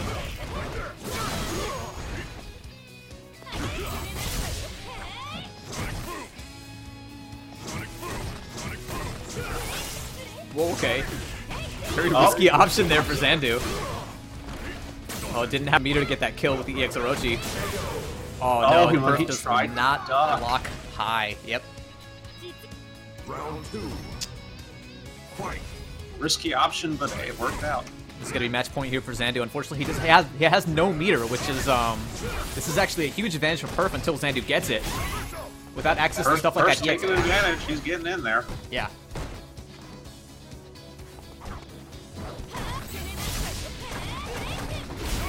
Good flash kick. That's an excellent option there. Beats a lot of stuff. Yeah. I'm trying to think of all the Rasenha options. Probably only The palm and the back off would have worked there, but it was a good option to beat the elbow.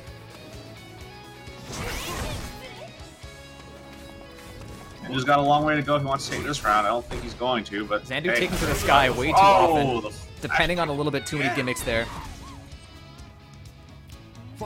Gotta play reactive here if you want to beat Guile. Gotta try and bait booms, bait flash kicks, and then react to them accordingly.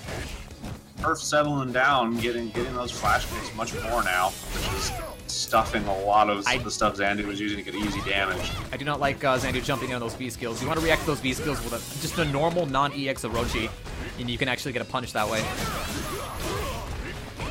Good use of Rasenha there. Good! Counter hit confirmed. Into cross under. Unfortunately, he messes up the timing a little bit, makes it minus.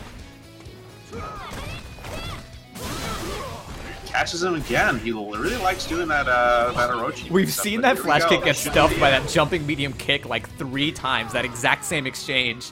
And I feel like that's just Perf misplacing those those flash kicks.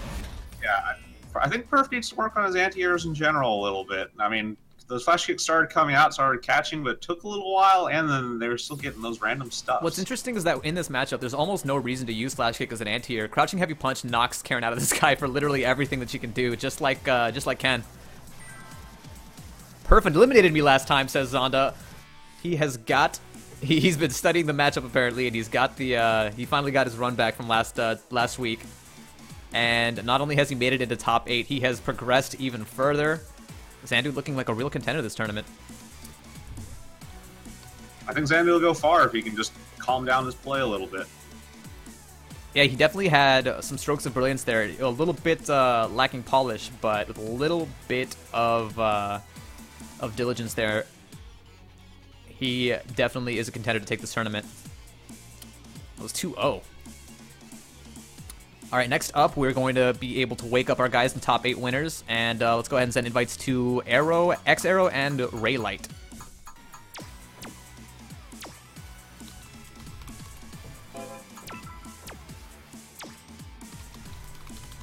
Raylight is a bit of a new name. I don't think we've seen him yet. Looks like he knocked out Paces X, Yoshi, and Nihilith. Gold Laura, of course. This is a matchup that I know for a fact that that Arrow knows, because he does have a Pocket Laura as well.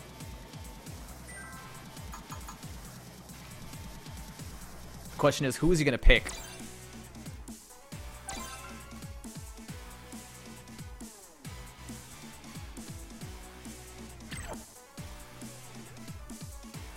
Let's do this. Well, I'm always going to be cheering on Laura on this, just because I like watching her play, but whoever he picks, it's always a fun matchup against Laura, I think, unless you're playing Guile. Whoa, Chun. Oh, I'm going to have to update the leaderboards. X-Arrow told me that he has more than just those 3 characters of Rashid, Ken, and Laura, and he's just putting that on display right now. Going to have a Chun versus Laura. I can see Chun working out in here if he can play a nice slow game, keep Laura from getting started. Yeah, if he can forward medium punch and standing heavy punch his way to victory without ever once letting Raylight get in, then this can work out in his favor. But unfortunately, it's much easier said than done.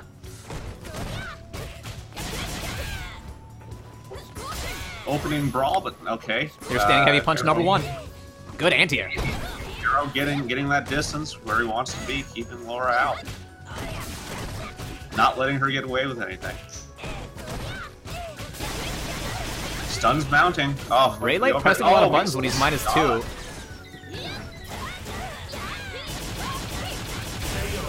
Just enough damage on that last hit of the spinning bird kick, manages to take it. I was questioning that. I know that that combo can be extended just a tiny bit, so I was about to call X-Arrow out on that, but he knew it. He knew it better than I did. No punishment on that whip command throw, probably just confusion. Yeah, X-Arrow trying to tech that command grab, it looked like. There's standing heavy punch number 2. Raylight definitely looking kind of confused, having trouble figuring out what to do here. Just walking into a lot of stuff, needs to get in. There we go. Pressure's starting, but just keep getting knocked out by those low lights. Standing heavy punch. X-Arrow dodging every single command grab that's been thrown his way thus far. Raylight needs to start... there we go, Sunset Wheel. Of course, yep, the V-skill dash up into Sunset Wheel. Tries to go for it again. X-Arrow with the reactions this time. Ooh, cheeky option there. I don't know why Raylight keeps on pressing buttons after getting his light punch volt charge blocked. That is like noob trap day 1. I think he's panicking a little bit, you know. It's Maybe very much he's a match, trying to it's a weird backdash or matchup for Laura, you know, just because it's not one that you see a lot of, and as a grappler player, there's the situations where you just start panicking and trying to do stuff because you haven't been able to get in all game. Yeah, it looks like Raylight has the knows the offensive options, but when that bolt charge gets blocked, it just breaks down and starts panicking. Like this is one where Laura really has to slow down and play very patient. Here we go. I think that was the first time we've seen Raylight just patiently block after that that block bolt charge. Yeah, it's good. Ooh, excellent cross under. Very subtle walk under that time. Yeah, Raylight just can't get started. You know, Arrow is doing an incredible job of keeping him out. X-Arrow just narrowly not getting the stun there. He hasn't been confirming that crouching light kick. That's a lot of that's a very huge thing to know how to do. Cross under. Post the stun here. It Post looks the very kill. dangerous. Oh, the X Betty Bird, good option there. And then the punish on the overhead is going to be able to take it there for X-Arrow. Raylight's got to start watching his feet. He's getting clipped by those lows a lot. Yeah. Sean has very strong lows. She's got that 3-frame crouching light kick, and then that confirmable crouching medium kick. Ooh, the crouching light kick throws in a row. Yeah, I think Raylight just doesn't look very familiar with this matchup. He's getting caught by everything. Oh, Raylight, I would have challenged that EX legs with command grab. You have to turn every -2 situation into a mix-up with this character. Oh, Sunset Wheel in the corner. Could be dangerous. Again! Oh, Raylight depending a lot on that V-skill stuff. Good protection from the fireball there. Oh, EX Bird. Anyone's game. Oh, man, it's so tragic to see that standing light kick trade like that, especially after knowing how strong it was in Season 1. But fortunately, it's not going to be enough to phase X-Arrow. That's going to be Game 2 in the bag. Yeah. Raylight just looked puzzled that whole game, just could not get in. I mean, Chun can be very difficult to get in on, especially as Laura, who just doesn't have a lot of range, but definitely needed to slow down and think it out a bit more, tried to back off and get her bearings rather than... All the damage that Raylight was able to get in that entire set came from stuff that was beatable. It came from V-skills and sort of like fake Ogi situations, and so I feel like there was a lot of tightening up that's needed in Raylight's game plan. Looked like he was depending on a lot of, what I hesitate to call fraudulent tech. What you need to do is sort of learn how to play a game plan that doesn't lose to stuff like Wake Up Jab. Let's go ahead and take a look at what our next matchup is going to be. Where are we sitting on this bracket? Cookie Cannon versus Infinist. Oh, Cookie Cannon versus Infinist. Cookie Cannon, another new name I'm not familiar with. Infinist, we saw him earlier with his R. Mika. Yeah, he beat me, so... But I believe Cookie Cannon, from what I hear, was playing Sim up until now, so that's going to be a rough match. Yep. I remember seeing that we have an extra Sim in our bracket in addition to Goulston and Sleeping James. I don't think Sleeping James is in the bracket this time around, actually. But I think Infinist has a Cammy as well, so we might just see a character change, make that matchup a little less painful. Infinist saying, had to restart my system. Hopefully he's got the game up. I'll just spam with invites until he joins.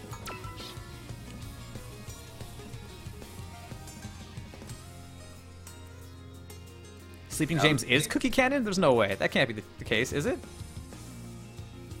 Well, that was... Oh, yeah, he said that in Discord chat. Yep. Okay, Sleeping James is Cookie Cannon, so we don't have a new Sim. We have the plain old Sim under a different name. I don't know why he bothered to change his name on Challenge and as well, but alright. So we've got Sleeping James on his alt of Cookie Cannon, I guess.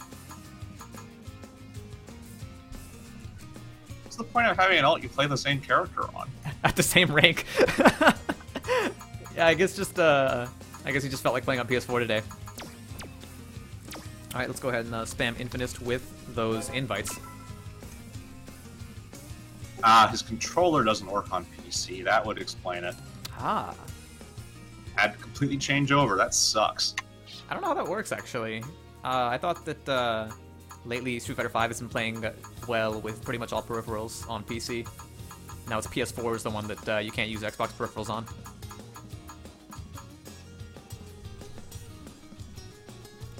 Well, on the other hand, trying to get any given controller to work with PC is always a coin toss, so it could just be just one of those weird ones. Like a driver issue or something, yeah.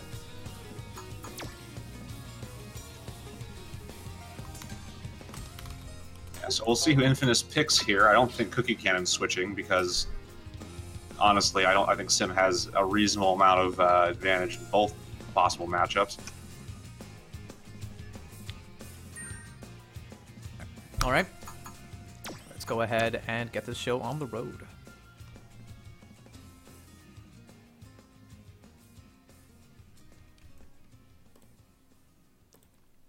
Oh, Zandu says, I've been having problems with controller connectivity on PC recently as well. I had to make sure DS4 Windows was running to get it work. Interesting. Huh. That sucks, because I'm trying to get the feel for DS4 controllers as well. And it worked last time I tried it, but I'll have to give it another shot and see if something broke with the latest patch. Let's do this. There's always the risk.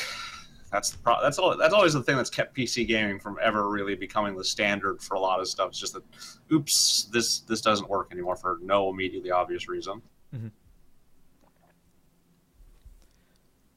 Yeah, absolutely. Getting stuff to work can be a bit of a hassle. Oh, yep, Infinus is going to be going with Schoolgirl Mika. This is a tough matchup. Mika has a huge pain getting in against Sim, but I don't know. Infinus Mika is very good. Yeah.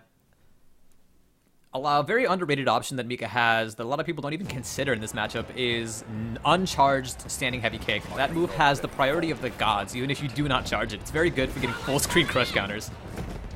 It's true. Round one. Fight. Alright, let's see what Those are Infinist some has bright up his colors. sleeve. Oh, yeah. Oh, already in with the back throw, but Infinus taking these fighting guys a a lot lot. closer range. Not sure that that's going to work out for him. Gets a counter hit confirmed into nothing, though.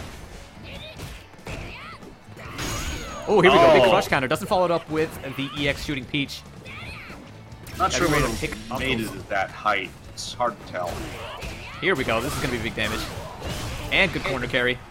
Stephen James fighting Brimstone. in This is close. Oki. Mix up. Trying to fight his way out. Slides under. Good use.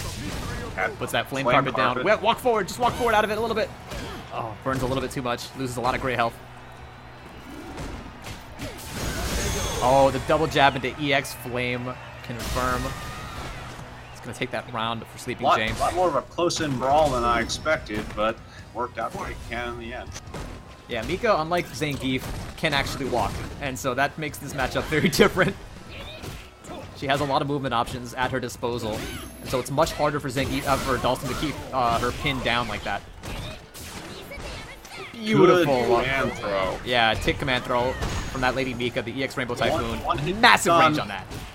Oh, good backdash. Saved himself. Infinus really likes body splashing, so... No EX wingless airplane there to follow up after that crush counter. Reversal. Looks flashy, but it's not going to get you very much anymore. That was not a very wise V-skill there from full screen. I'm not sure what he was trying to do. He didn't even need the extra damage. And that's going to go ahead and take that second round for Cookie Cannon. Dalton wins. Keelson saying this costume is obnoxiously bright. Yeah. Yeah, it's pretty damn bright. The only worst you can get is with some of those weird Nikali hair colors. Both rounds pretty close. Just kind of a knockdown brawl, really, but... I can't help but feel like Infinus- Infinus threw that last one away with that V-skill. Yeah, I agree, but also I feel like Infinus maybe isn't quite as familiar with this matchup. Isn't getting a lot of these damage options in. Yeah, Infinus falling into the Jigs trap of not following up on a lot of these confirms that he's getting. Tries to anti-air sweep the dive kick. Unfortunately, it doesn't quite work out.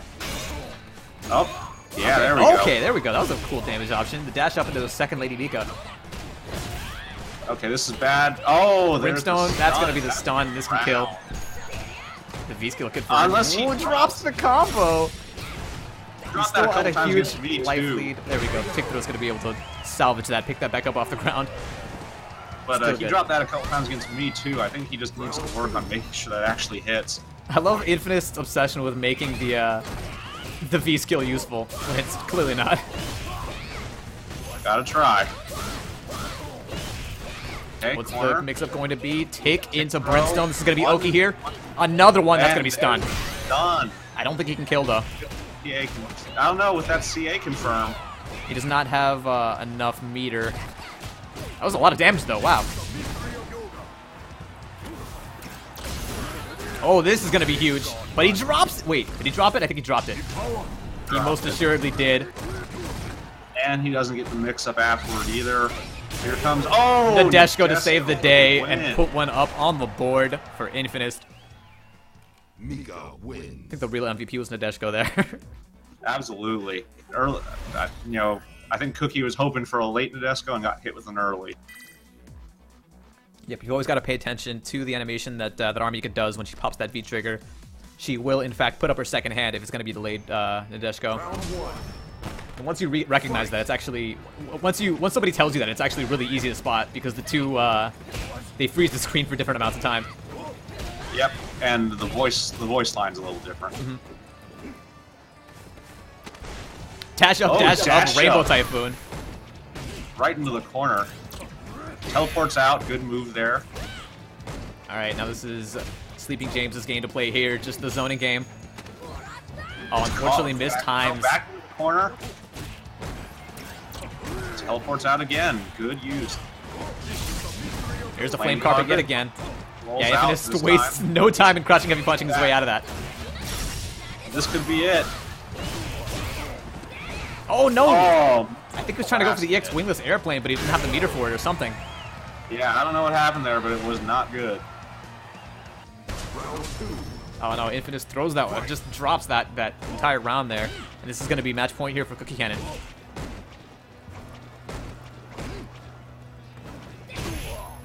Trade, not the worst in the world.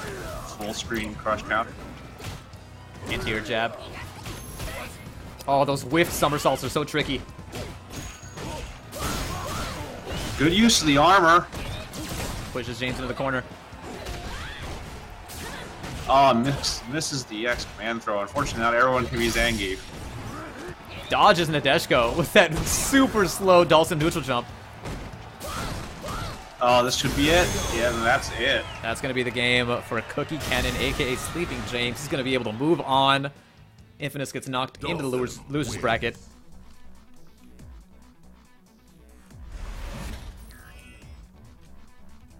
So who do we got next? Looks like we're going back to losers bracket. Yeah, and it's going to be for- Raylight versus Xandu. It's go time. Assuming they don't change up, it's going to be Karen versus Laura. Another fun matchup. Karen versus Laura. This is a matchup that actually both of these players tend to hate. Laura players hate that they lose in neutral to Laura, and I mean everybody hates Laura for the same reason, pretty much. Hey, I love Laura. I love her walking right into EX SPDs.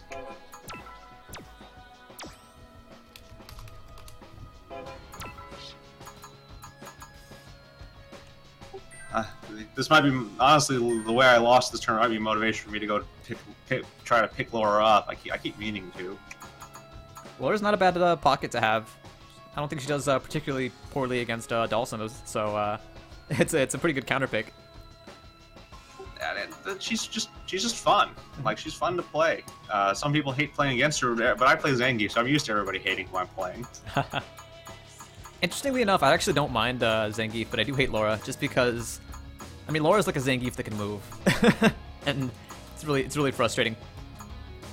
All right, looks like we've got our players on the table here. Oh yeah, let me go ahead and hop back. Here we go. Oops. All right, let's see if Raylight can get their thoughts together after that mauling they took last game. and see if anyone can stop Xandu's march through losers. I feel like Xandu's definitely gonna have to lay off on the anti-airs. I mean, on the jump-ins here. Laura has no difficulty whatsoever anti-airing Karen with literally whatever she wants. You can use anti-air, standing medium punch, or heavy bolt charge, depending on whether you'd rather have the damage or the offense. I do think, however, I gotta say, I think Karen's has advantage in the anti-air department because that Laura doesn't particularly have the greatest jump-ins herself. That's true, actually. Laura, I've had Laura players complain that they get anti-air jabbed very, very easily out of their jump-ins, which is absolutely true. So it's going to come down to ground game unless someone decides to get crazy. Fight. Yeah, and Xandu has demonstrated that he has a very powerful ground game. Also, those thunderclaps are a very dangerous option against Karen. She has 1,000,001 options to beat them in neutral. That includes Orochi, V-Skill, EX Dash, and Sweep, all of which can beat it at different ranges in different situations. Ray already playing a little smarter. Oh, there we go. Oh, I love the fierce whip punishes. Good check on that dash. That is not real. Yeah, Xandu connecting with those crouching medium kicks. Unfortunately, he doesn't have the presence of mind to confirm them at all.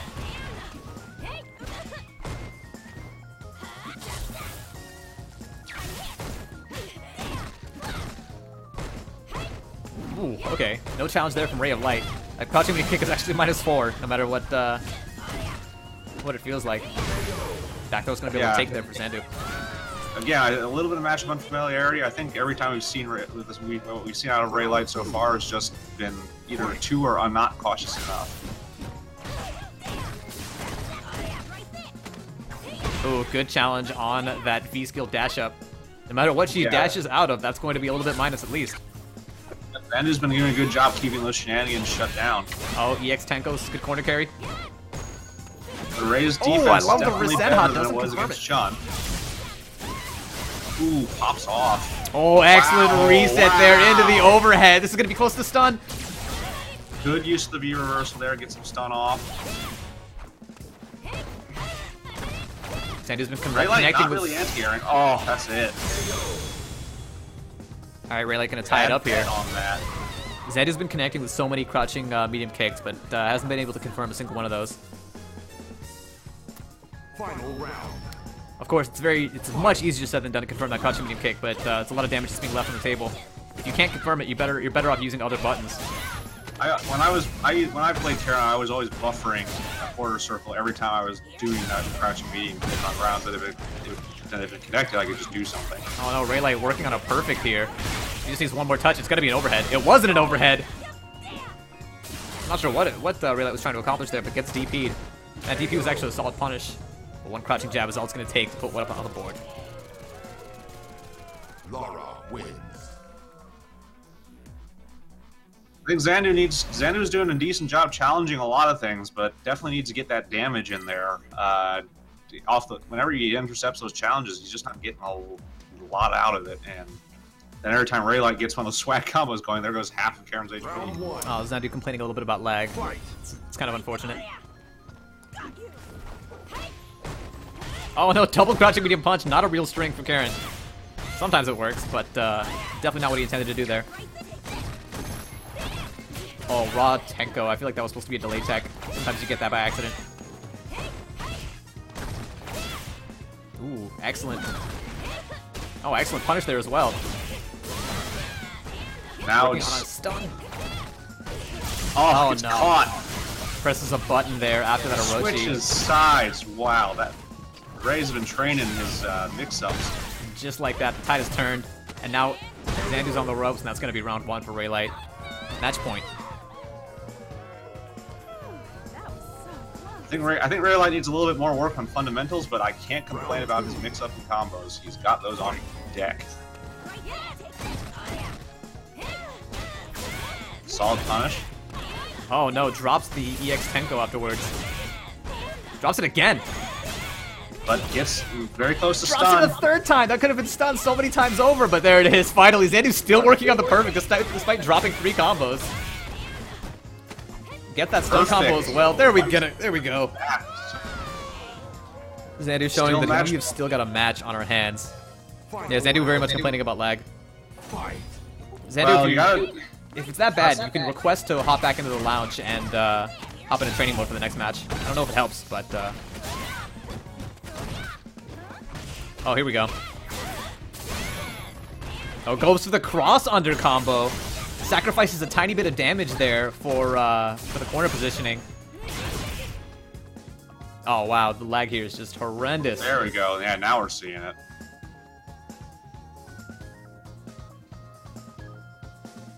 We may have just had a DC there, in which case we're just gonna have to play that again, I guess. Yeah, I think that was a DC. That's very unfortunate. I've got the instant replay here, and it looks like it was round 3, 1 bar each. Raylight says his internet dropped. So that is unfortunately a DC that's on him. So, oh man, as the TO, I'm gonna have to make a call here. And I'm gonna go ahead and say that these guys are gonna have to run it back and recreate the situation. Raylight is still in the lobby, which indicates to me that that his internet didn't actually give out. Otherwise, he would have dropped out of the lobby. So I can't really pin it on anybody. So they're just gonna have to recreate the situation. So 1 round each, and then 1 bar each. I'm gonna go ahead and let these guys know.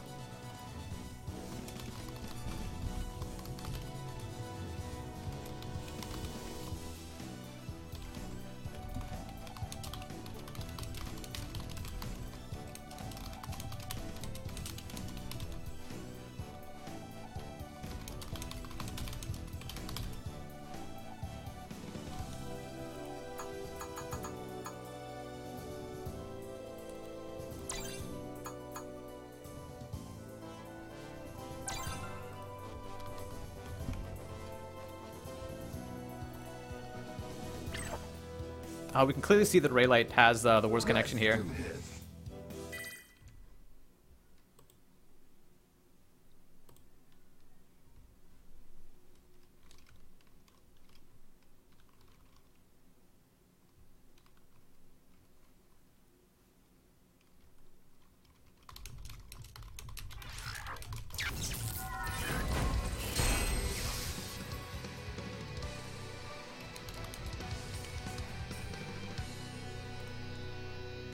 Laura and Karen combo videos, please.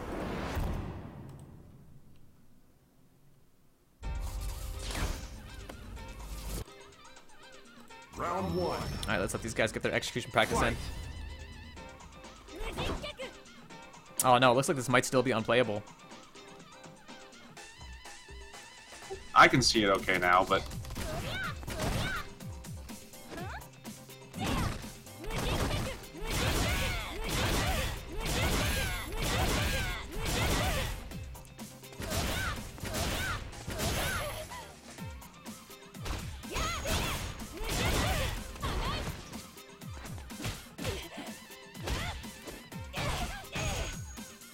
Quick, do the swag standing medium. Yeah, there we go. That's what I'm talking about. Standing medium kicks.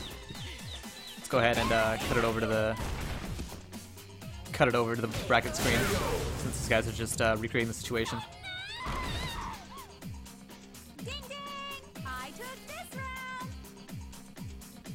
round. Round 2. Fight.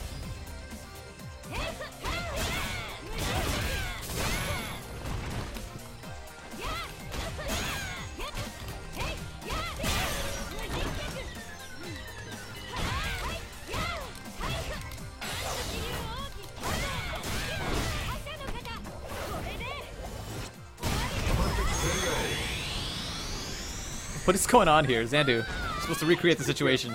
He accidentally spent all of his meter, and Ray still has all of his meter. Yeah, we're gonna have to, Fight. yeah, we're gonna have to... Do some HP bolt charges and stuff. I can't even... This is not acceptable because of the fact that the timer is gonna run out by the time they build it back up. Nope, they're ready to go. Alright, if they're ready to go, then I guess they can go ahead and get on with the match. Go ahead and cut it back to the screen.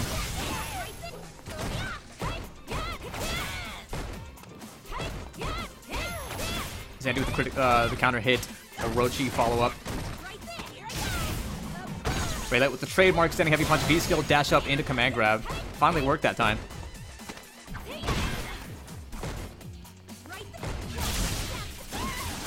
Catches him with that V trigger cancel. Here's the cross under. Blocks the cross under. Yep. Oh no, goes for the damage, but sacrifices a bit of the Oki, but nope. Doesn't matter. He's going to go ahead and get that throw anyway and tie and get that. Wait, no, that's a tie up. That's what he scores. That's going to be Xandu evening it up. 1-1.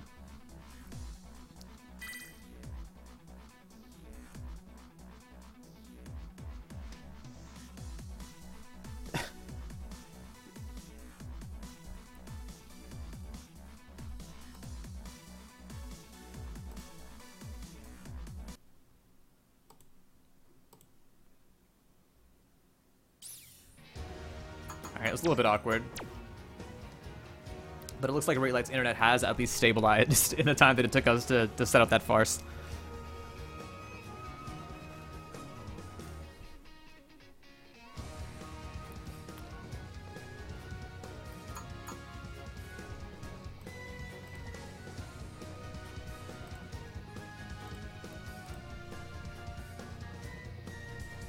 Oh, Raylight's saying something in chat here.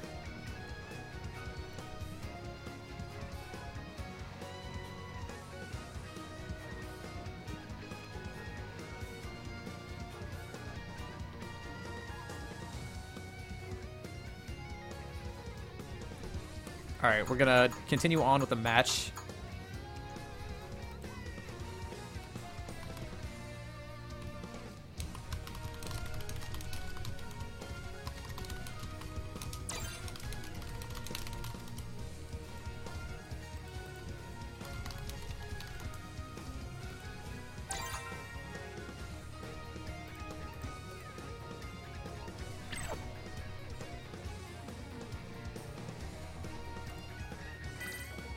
Let's do this.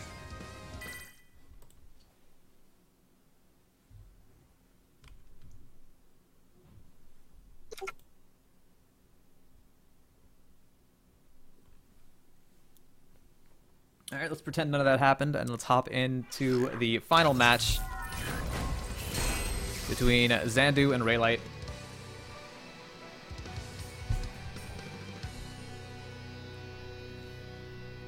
Currently tied up 1-1.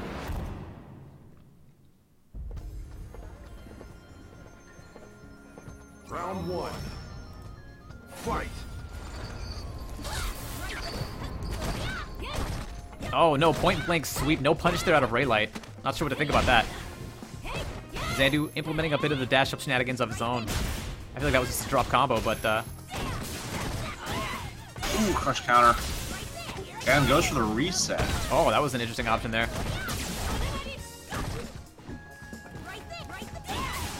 Ooh. Manages to counter hit that that charge V skill with that crouch fierce. Raylight looking really strong right now. Unfortunately, we still got a little bit of lag, but just gonna have to play through it. I took this round. Round two. Fight. Let's see if Xandu can bring this back. Good neutral jump. Goes for the cross under yet again. Manages to get the counter hit, crouching medium punch, but Laura woke up with jab, which causes that little pushback glitch. Makes it so that all you can get after that is a crouching medium kick. Oof, random Orochi. Punishes that DP with a crush counter. This is going to be the stun, and that's going to be it for Raylight. Raylight moves on 2-1. Laura wins. Unfortunately, Xandu gets knocked out of the tournament with that. I mean, it was really unfortunate that these two got lag, especially considering that Raylight had seemed to have no problems up to this point in the tournament, which is why I hesitated to give anyone a DQ there. So it was a bit of a rough pull, but that's just the name of the game with online tournaments. Let's continue on with our next matchup, which is going to be Infinist versus InZync.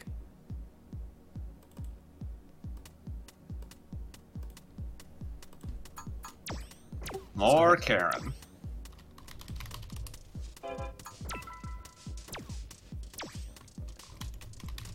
Is InZync our last Karen in the tournament? Let's see who we got up in winners. We got Arrow versus Cookie Cannon. So yeah, InZync is the last bastion of hope for our Karen mains.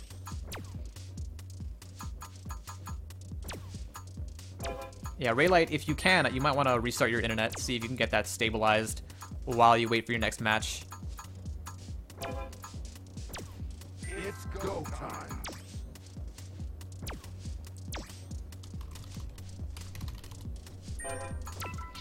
Alright, looks like we're all set to get the show on the road.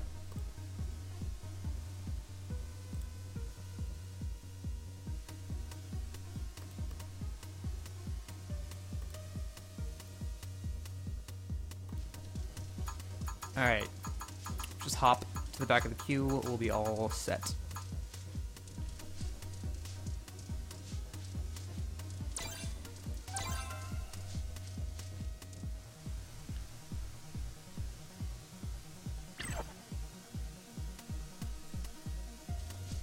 Let's do this. Alright, here we go. We're gonna have Karen versus Armika.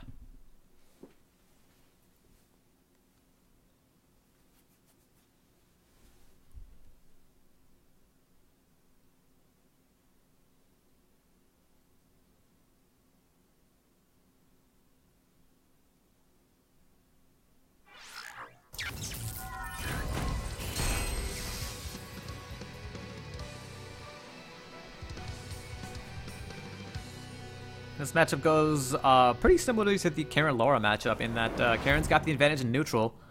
Karen has all the tools she needs to keep Armika from ever getting in, but once Armika does get in, just one connection with a Brimstone can mean getting blendered to death. Infinite's still loving that body splash. I mean, it's working out.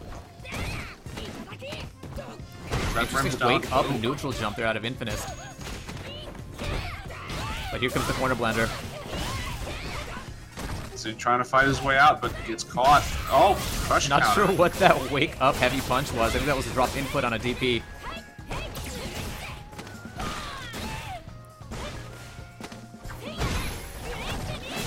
Oh, gets the connection, drops the JF Tenko unfortunately on that follow up.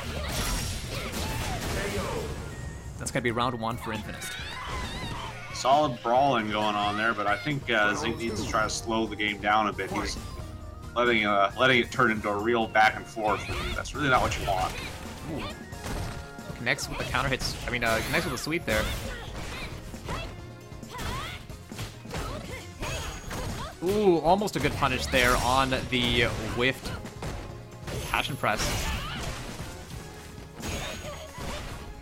Infidus has been having real trouble landing that passion press all alternate. Ooh, the stun though. This would be bad.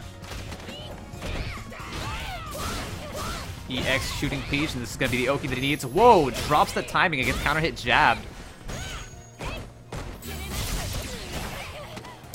Another good V reversal for Infinite. No wake up, I mean, no quick rise there for NCH. If Infinite would have pressed his advantage there, he would have had a mix up on his hands. Yeah, not sure why he backed off there. I mean, he is still ahead, and he might be trying to play it slow, but there's no real reason to play it slow when you're already one mix up away from killing. Oh, back throw, nearly not enough damage, and the jumping medium kick is going to take it. Yeah, this is not a matchup where Mika ever wants to back off with advantage. Yeah, absolutely not. You want to do your best to push the opponent into the corner, and once they are there, you never want to let them go. Oh, big whiff on the command grab, and then a good punish there by NCH. Solid teching going on. Oh, here we go. Good confirm out of Infinite and good corner carry. Backs off, though. He's just backing right off. Maybe trying to bait a jump out or something like that, but unfortunately backed off a little bit too much to make that happen. And now NCH has got Infinite in the corner, and the Rekka's no confirm to CA because it wouldn't have killed. This time, still a little bit questionable. It's not going to kill, yeah. And this is actually going to sacrifice the Oki here for NCH, which is a huge problem.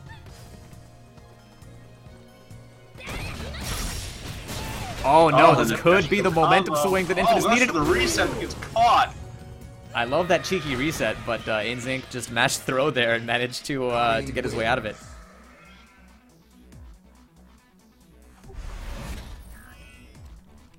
It's going to be game 1 there for NCH. Coming out from behind, too. I'm not really sure why Infinite keeps letting up on the pressure. Karen's not Fight. got a lot of options against it.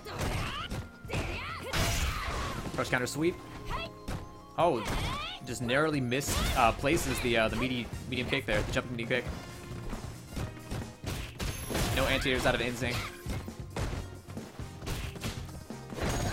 Oh, drops the combo. No huge punish there from Insync, however. I think Infinite is sensing weakness in his anti-airs, pressing from the air a lot more now. Good cross under there out of Infinite.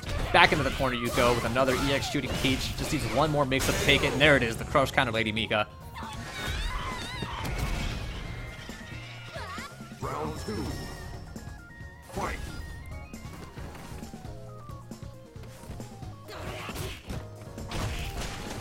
I really think Zenka needs to be contesting a little bit more in this neutral game. Infinite has been showing that he's not terribly happy to be advancing, and you know, you gotta take advantage of that when you can. Oh, Infinite's pulling up the Season 1 tech with the Passion Press spam, but it's not going to work. Good tick throw. Yeah, right as I say that, Zinx appears to have gotten the message, definitely putting a lot more pressure on this game. Ooh, good patient blocks out of Inzinc. Waits until for him to get pushed out of range before he challenges with anything. And standing jab, probably Mika's best button. Probably Mika's only good button. Alright. Match point. Yeah, match point here for for Inzinc. Fight. Lets the charged heavy kick stand there. Really shouldn't do that. Yeah, with Karen, you should be challenging that that charged drop kick. You can just jab it out of the sky without really any concerns. If you are that worried about getting crush countered, then you can go for the crashing heavy punch. Just backs off again, lets him out of the corner. I'm not really sure what he's thinking. Inzin connects with a random heavy Mujinkyaku. Alright, good. Doesn't go for the CA there. Manages to keep the Oki, but oh, the back throw is not going to do him any favors here. Like, what boggles me is he wasn't doing this against me. Like, I was in the corner the whole damn match. He'll punish on that whiffed command grab. You always want to be able to punish those, and Karen can do a very easy job of it with standing heavy punch, but this is going to be one on the board here for Infinite, tying it up 1-1.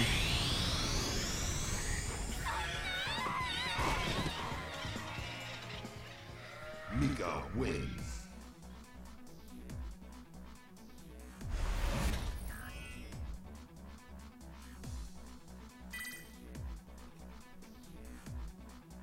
Yeah, I'm very surprised that that Infinite was able to take that, considering how often he would just back off and alleviate any kind of corner positioning, any kind of advantage that he would have. Here we go, finally going for that Brimstone, the medium Brimstone after that that charged dropkick, but then not really extending his offense afterwards. He loves that body splash too much. He's going for it. Yeah, you want to press those 50-50s when you get them. Inzink working on a stun here. Goes for the jump and anti-air crouching heavy punch? What? Okay, apparently that works. No whip punish on the sweep there.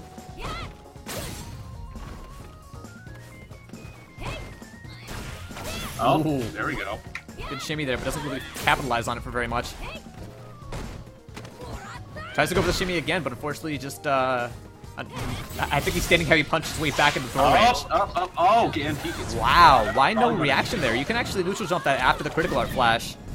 Inzink just didn't. I think he was actually trying to block that CA. Yeah, A little bit of matchup unfamiliarity. It's not beef, so you have time to react. Yeah. Fight. Yeah, Inzink definitely kicking himself after that one, but he does have a critical art, a meter advantage now because of that. Ooh, drops the confirm off of that jump in. Also drops that one. A lot of damage left on the table here for Inzink so far. So far he's dropped enough damage to almost kill Mika, to stun Mika. Caught in the Typhoon in the corner, but Inka's just not showing any real willingness to pressure. I like the usage of V-Trigger to get himself out of the corner. Yep.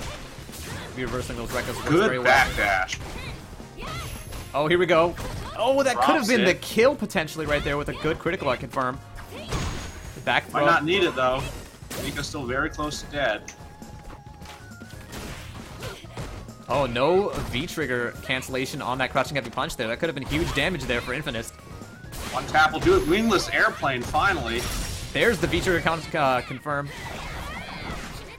This It's not going to be enough. Oh, wow. Oh, that hurts so much. That EX Rainbow Typhoon. So much damage. And that's going to be it for Infamous. Moving on. I did not think that was going to kill. Yeah, kind of a weird match. Infamous playing very cautiously for reasons unknown, and Zinc leaving damage on the table. Damage on the table much, left and right, yeah. Very much a winnable match for both people, but a lot of points. Could have gone either way.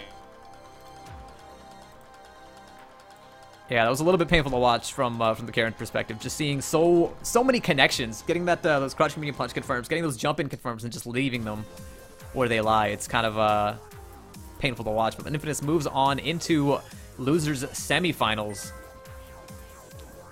where he will be playing against Raylight, and we're gonna have ourselves a grappler fest. If Infamous keeps playing the way he has been, this is going to be a hard match for him. Absolutely. Laura will thrive on letting her just get going.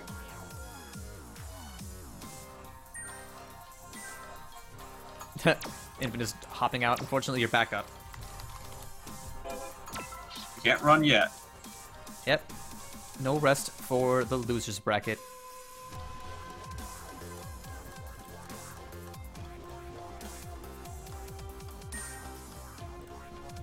All right.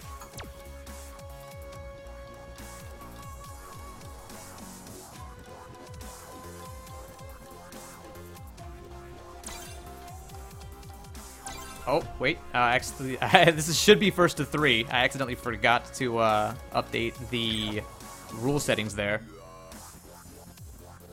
Let's do this. We can just have them play one more. They played by eye.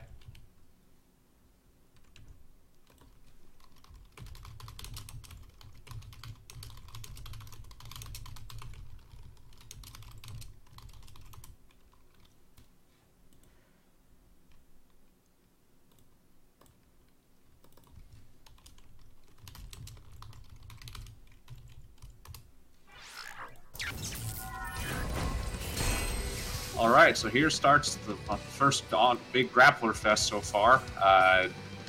Advantage in this matchup, I think, goes slightly to Laura, but it's pretty close. Yeah, I can't say that I've seen this matchup very often because Armika is just a character that you've been seeing so much less and less of Round 1. lately.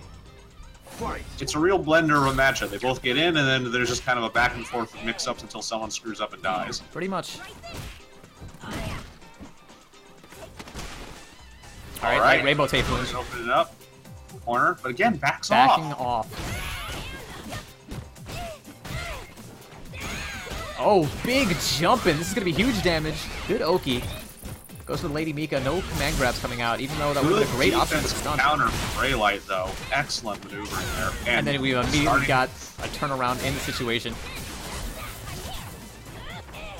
And Raylight, not afraid to press that advantage, walks Infamous all the way into the corner. This might kill. Not enough No, damage. not quite. But gets caught by the cross-up. Round 2. It's gonna be round 1 for Infamous. Infamous playing so nutty with the back and forth style. Oh, crush counter Lady Mika. Immediately pushes Raylight into the corner. Working on a stun here. This is one more touch. Big neutral jump here. Catches it. Good read from Raylight. Oh no, mistimed the overhead. But this is the blender for Laura. Good use of the V-reversal, get a little of that stun off. Buy some room. Chop kicks right into that thunderclap. Oh, is this gonna work? Oh, no, you not gotta enough jump. range. Oh, too far. That's the second time that reset hasn't worked. V-reversal again. I can't help but feel like there's something being mistimed Good there because that was the punch. jab. Final round. Raylight ties it up 1-1. Fight. Big confirm. Good corner carry for Infamous. There we go. Now Infamous is really going in there on the corner, and it's working out for him. Gets the There's the stun stun. right off. Insists 10 on that second V skill. stun. Why does he keep trying that combo? He's dropped it every time. Yeah, I'm not sure. He just really wants to make that work. Oh, twisting barrage counter hit confirmed. You don't see that a lot. Goes for the reset though. Gets knocked out of that. Oh Fails to punish no, the it whiff. drops. The whiff command grab. And this, oh, is it gonna Might kill? be enough. I don't think so. Laura has health. Yeah, there we go. I would have killed a Karen. Very close. Very close. Laura, one of the rare female characters with health. Close 3 situation, caught by the Raylight gets low. caught. And that's going to be one on the board for Infinist. And, you know, we can criticize his playstyle all we want, but it's winning, so something's working. Absolutely. What's happening is Infinist is backdashing a lot, trying to create space, hoping for an overreaction out of his opponent, and Raylight has the opposite playstyle where he takes space so greedily that he leaves himself open when he advances forward. We see a lot of jumping forward and a lot of trying to advance forward with specials and normals. And Infinist is capitalizing on that. Oh, here we go. Finally, we get a V skill confirm. I love that. When it works, it's so swag. And immediately into the corner we go. Infinist putting on the pressure now. Not afraid anymore. Oh no, Keeps dropping dropping the that stun combo. passion press.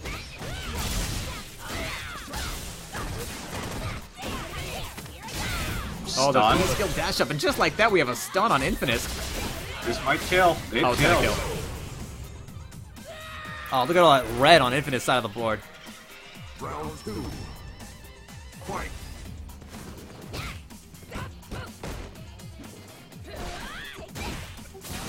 There's that spotty splash. Really trying to catch him with that. Oh, connects with that bolt charge. Doesn't press his advantage afterwards. Somehow gets thrown. Double knee the can. Again with that twisting barrage counter hit confirmed. That's so sick. That's gonna be one on the board for Raylight just like that. Ray's got his combos on point. I think Infinist may be taking the opportunity to try some swag stuff himself, but he's unlike Raylight, he's dropping it. I didn't even know that you could do stuff like that. Forward heavy punch, counter hit confirmed to crouching heavy punch. That's so much damage for a counter hit. Round That's 1. that lore damage. It's so real. Fight. Gets caught by the body splash this time. Knocked into the corner. Reverses that the body splash to the situation. back Back throw. Here we go. Oh, the blender is so real. There's the stun. There's the fully charged thunderclap into huge damage. 2 more touches will take it here for Raylight. Stone wake up. Clever move there. The Oki after that floor is not real, so. And turns it all the way around. Just goes for the standard combo Okay, this time. I was holding my breath there in case Infinite dropped the stun combo for like the 4th consecutive time, but no, he managed to get the damage there. Yeah, he went for the regular combo this time. Didn't get swaggy.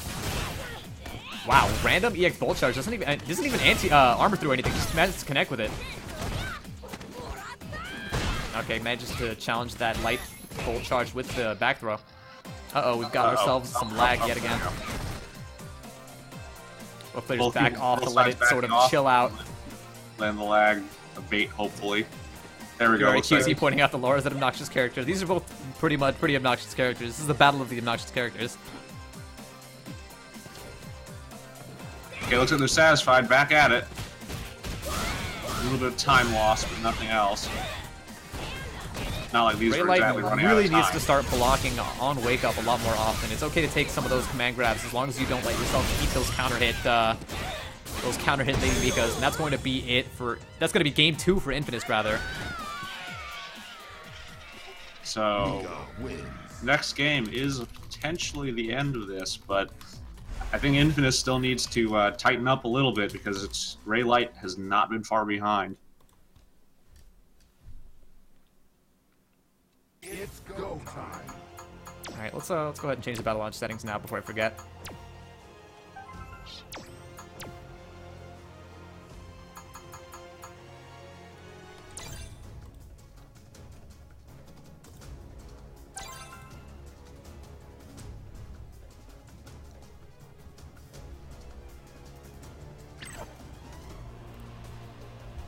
Let's do this.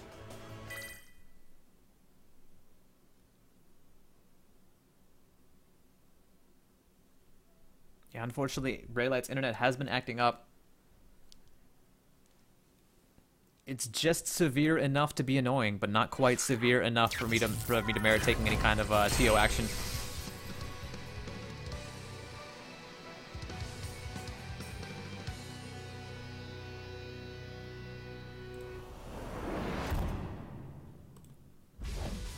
Round 1. Fight. Everybody going for bright colors this time. Gets thrown for... Oh! Sunset Wheel. No real Oki after this, though. Yep, caught out. Next game is potentially... Oh, let's go ahead and flip the scores. There we go. I think Infinite still needs to tighten up.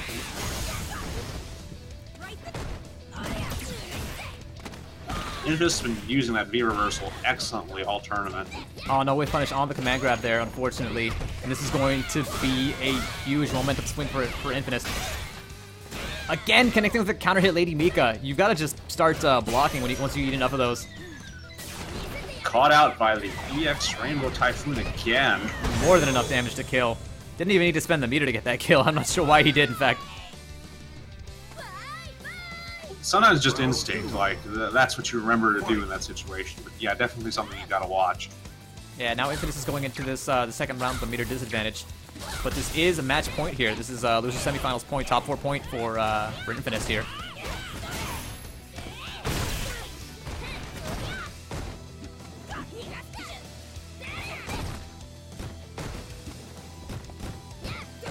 First HP ball here. charge. Followed up with a Sunset Wheel. Nice. Well, the Oki, that's the only thing you can get. I don't know. I would honestly, against other grapplers as lore, I wouldn't take that Oki because it just puts you in the mix-up. Yeah, you never want to put yourself -2 against a grappler. Versus some of the characters that'd be worth it, but yeah, not a great media option there. Raylight bringing it into the final round here. Final round. Still match point for Infinite. Fighting to stay alive. Fighting to stay in this tournament.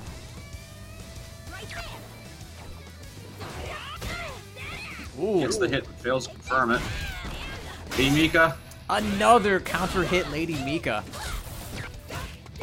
Raylight refusing to block on Wake Up, and it's just not working. There's that counter hit twist charge again into the reset. This could stun. There's the stun. Let's see how much damage you can get out of it, though. Any resets? Nope, just going for damage. Oh. Gets Wake caught up, trying to do the Ridiculard. Sunset Don't worry. Wheel. Yeah, that's the kind of thing you always have to bait when your opponent has it. When your opponent has no DP and full critical art, you always have to be aware of that option. Oh, this could be it. Let's see if he lands this combo. Drops it, but gets the other side anyway. Excellent reset to take it there for Infinite. Moving on 3-1 Mika wins. into losers finals. Solid play by both people this time. Definitely a real slugfest of a match, honestly. Yeah, that was a really weird matchup to watch. There was a lot of momentum swings. We'd see huge comebacks almost every other round.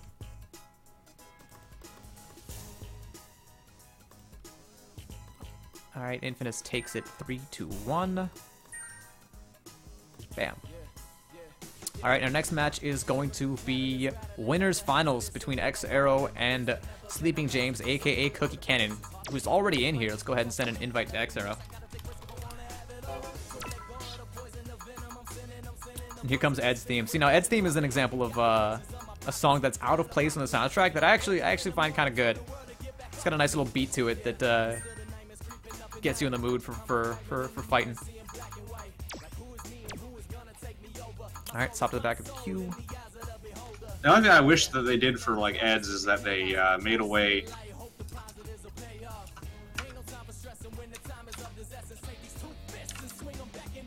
for it to like switch between like instrumental and regular versions during the match, so you weren't always hearing the vocals. Oh, that'd be dope if you were playing and then like the timer runs low, or you go into the next match and then all of a sudden the vocals kick in. Exactly. Like as it is, the vocals are just there too much, I think. Yeah, I absolutely agree. That's actually a mechanic they've had since Street Fighter 2, where once somebody gets low on health, all of a sudden the music kicks in and like it speeds up a little bit. Very underrated little audio mechanics that the people put into games with love back then.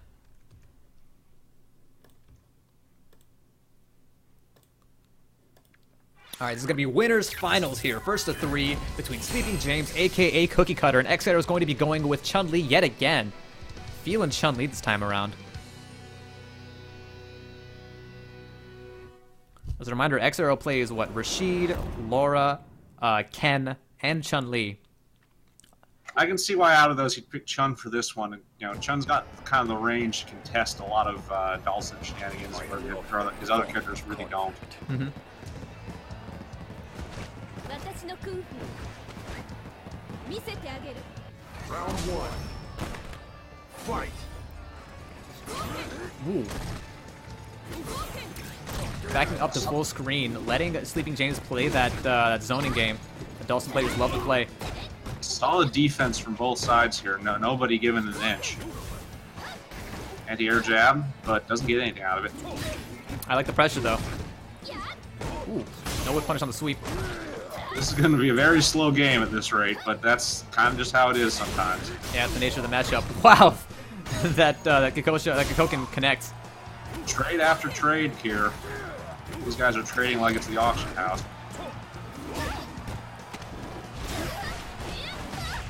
Ooh, very meaty slide. Sleeping James so good at placing those correctly, but just as I say that, he unfortunately mistimes the meaty slide there.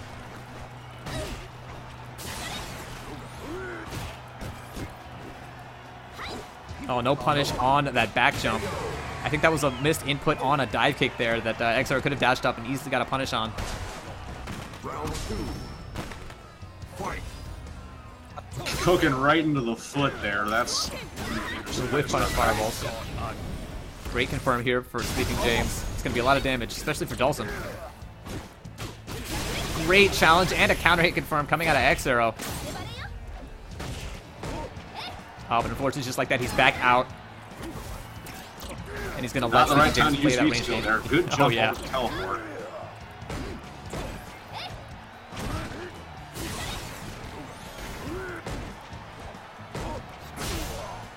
I like the usage of these fireballs coming out of X-Arrow, trying to catch Dhalsim's limbs with it, set up a wall that he can advance just a little bit forward behind. I want to see some landing whip punishes. Cookie Cannon not giving an inch here. I'm not sure what was stuffed just there. It was either an EX Fireball or an EX Legs, but Cookie Cannon going to go ahead and take that first game with not very many problems at all. Might be smart for X-Arrow to go for a character switch here, considering that he does have a lot of other characters that he can rely on, or he could try and stick it out and figure out the matchup. Although, just watching that, it looked pretty frustrating from the John perspective. He's going to definitely stick it out. Fight.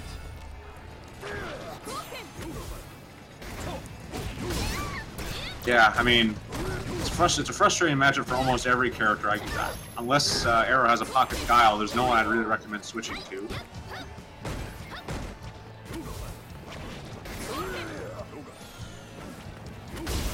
Oh, jumps right into that Yoga Fire. Solid block on the cross-up teleport. I want to see X-Arrow use a little bit more EX Legs. I know that for budding Chuns, that EX Leg can be a bit of a noob trap to fall into, but it has a lot of range and starts off very quickly. It's very good for whip punishing or confirming into. Just as soon as I say that, goes for an EX Legs V-trigger cancel. That was a little bit of a weird usage of it. There we go. Fights it all the way back. Dhalsim's low health coming into play. With that sitting in that flame carpet. Oh, raw spinning bird kicks is not going to do you any favors in this matchup. Cookie Cannon's going to get that punish to close out that round. Not sure if that was intentional or if that was trying for an EX spinning bird, try to catch a limb. Yeah, but there are a lot of situations here where Cookie Cannon will be recovering from a whiff dive kick, or he'll be in landing frames, or he'll just have thrown a Yoga Fire, and you'll be in range to whiff punish that with the X Legs. It's a very overlooked option for a lot of Chun players. Oh, big gets the jump in but drops it. Drops the combo.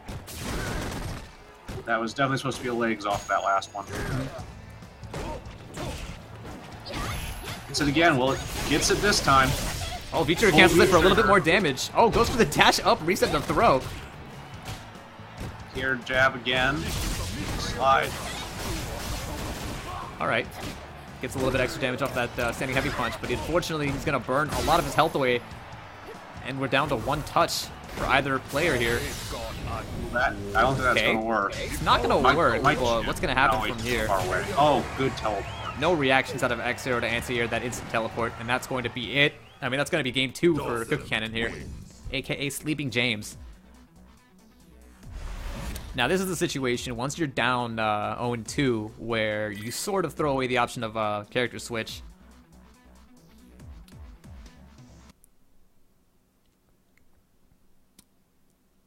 We might see X-Zero try to switch it up to another one of his characters, but unfortunately, that's not really something that I think is going to win the set. Maybe it'll win in the match.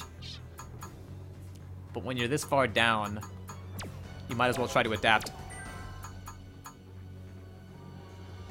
as opposed to trying to win with some kind of counter pick. Yeah, and again, there's a very limited selection of the cast that really counter picks Stall Sound, so unless you happen to have one of those people trained up, it's not really a good choice. Mm-hmm. He's got like a Pocket Karen or a Pocket Guile or something like that. But I feel like there are a lot of adaptations that could be made with Chun, where if he goes for a character switch, then that's just... He went for the switch, but Yeah. we're going to see some Rashid. Yeah, so if he wins this matchup, then I think it's safe to say that it'll be due to an unfamiliarity on Cookie Cannon's part. But it's going to be tough to get that 3-0 comeback with a brand new character. Round X-Zero's 1. definitely going to be playing a little bit uphill here. Fight.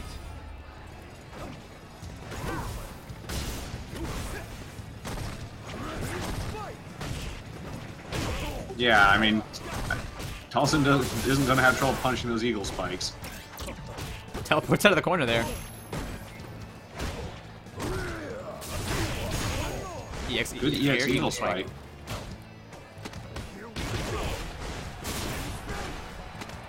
Seems to be working out for him so far. It might just be better familiarity with how to keep pressure with the character. Yeah, it looks like Sleeping James is not really familiar with when to be pressing buttons and when to not be pressing buttons. He's eating a lot of run shenanigans right now. A lot of spinning mix out of run and eagle spike out of run. Fight. If he just patiently blocks that stuff and takes his turn, he'll be having a lot less trouble. Wow, interesting. Recovers back into the Yoga Fire after connect with the eagle spike. This time's the anti-air there a little bit. Good jab Doesn't confirmed there. expect the plus dive kick. Oh, that slide so meaty. I feel like that actually hit on the last possible frame. Same with that dive kick. I think X-Arrow's got to try to do something about spacing out those dive kicks a little better, forcing him to be less plus, because he's just letting that happen. Good blocks out of Sleeping James. That EX air dive kick's really working for him. Yeah, very tough to react to that. Oh, this is going to be... that teleport mix up. X-Zero gets caught looking left when he should have been looking right. Fight. That teleport mix up is nasty that way, but I think Rashid's a good pick only because he's got a lot of options against it. Yep, that projectile invincible EX Air Eagle Spike is going to work. Oh, good whiff punish there by Sleeping James. Another meaty slide.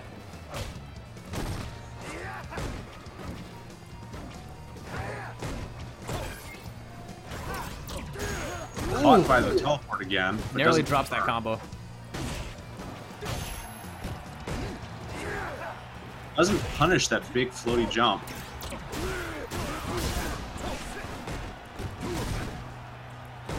I love the meaty slides coming out of Sleeping James here. X-Arrow fighting for his life. Still Yeah, a really chance struggling bring here this to figure back. something out. Gotta do it now. Oh, Oh! totally. It doesn't get anything. Oh, why? dropped Why no again. block there to Sleeping James? I don't know what he was trying to do. Oh, but he gets it. Fights his way back. Puts himself on the board. Yeah, and there's one game for X-Arrow.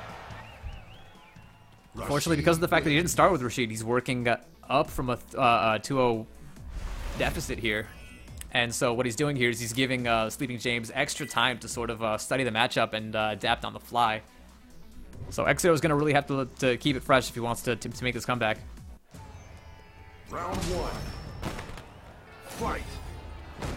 I feel like there's a lot of adaptation that can just be made by blocking on Wake Up. Sleeping James has been eating a lot of stuff, a lot of shenanigans on Wake Up.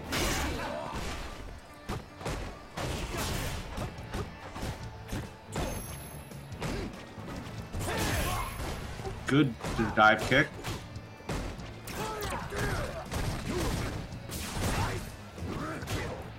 Good anti-air there out of Cookie Cannon. Both players playing very solidly to stay out of the corner. Good challenges out of X-Zero. Knowing when it's his turn and taking it. Excellent tornado, but fails to get anything out of it. Good stop on that EX kick. Flame Carpet. It's going to be hard for... oh, pushes him back into the corner. One more touch is going to take it here for X-Zero. Anti-air. X-Zero very patiently waiting for his turn. Taking that damage where he can get it with the smart challenges. I think I like what what started with Rashid. It just feels like... I think this his... I definitely do think that Rashid is X-Zero's best character. Yeah, I think this... I think, you know, Chun technically probably has it a little bit easier, but... you gotta stick with the character you're good with when you're against someone who's good, you know, who's good enough to make it to finals. You can't... You don't want to be stuck trying to fight an unfamiliar matchup with a character you're just not quite as good with. Oh, backdash avoids the throw. That's not something you see a lot of Dustin players do is backdash on wake up, considering they've got that instant air teleport option. Ooh. Teleport in place, but this is going to be... Get something out of it. This time gets the wrong... the wrong spinning mixer, yeah. Yeah, should have done heavy. Good intercepts. That's that adaptation. Good Can's not letting those air kicks work quite as often, but still gets caught out. X-Zero ties it up 2-2. Looking a lot stronger in that last set. Rashid wins. It's a game of adaptation in this right now, and X-Zero is winning that by just enough. Yeah, X-Zero definitely feels like he is in his own element now that he's got his Rashid. Round one. Sleeping James does have an opportunity to make that adaptation that he needs to move on, however. X-Zero again, recoiling back into that Yoga Fire. Ooh. The Yoga Flame Traps. The Yoga Flame Traps. Oh, unfortunately teleports right into that raw light spinning mixer. That spinning mixer is great for that. It covers so much screen real estate that against certain options you can just catch them with it. Oh, I love the overhead, but unfortunately didn't get the stun. Just barely wasn't enough. First EX mixer, good catch out. And there's that tricky Rashid jump. And there we go. We've got match point here for X-Zero. Bringing it all the way back.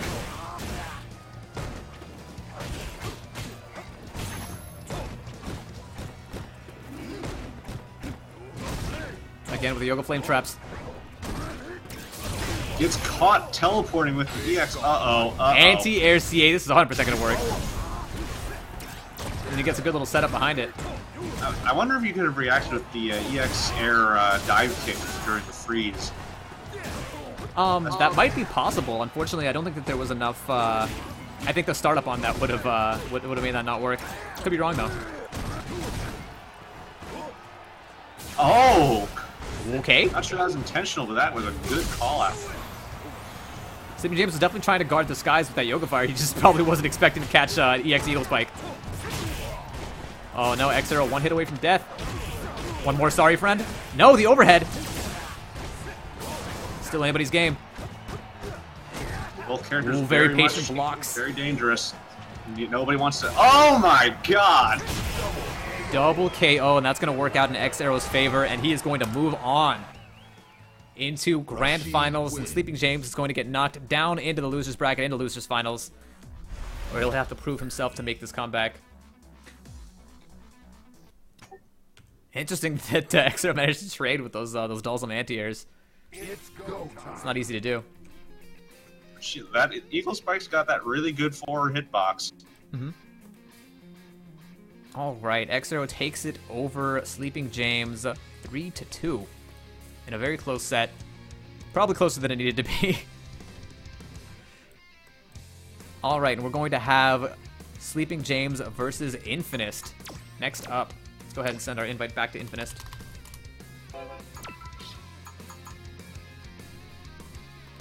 get him back in here.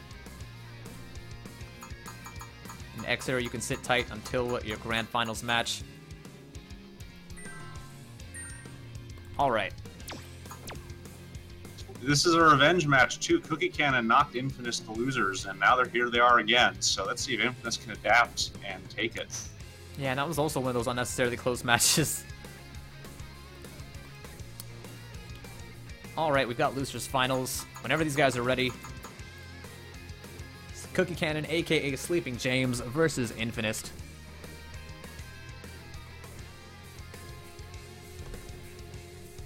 Now, I feel like Infinist's playstyle is exactly counterintuitive for how you want to handle Dhalsim in this matchup. It worked very well against Ray of Light to create space and try to bait out overreactions, but yeah, you gotta play the as a grappler against Dhalsim, you can't afford that. You gotta play the opposite and just smother him every chance you get. But Infamous proved in those during his matches with Ray that he can switch it up and smother people. So let's see if he can get in there this time and smother Cookie Cannon. Let's do this.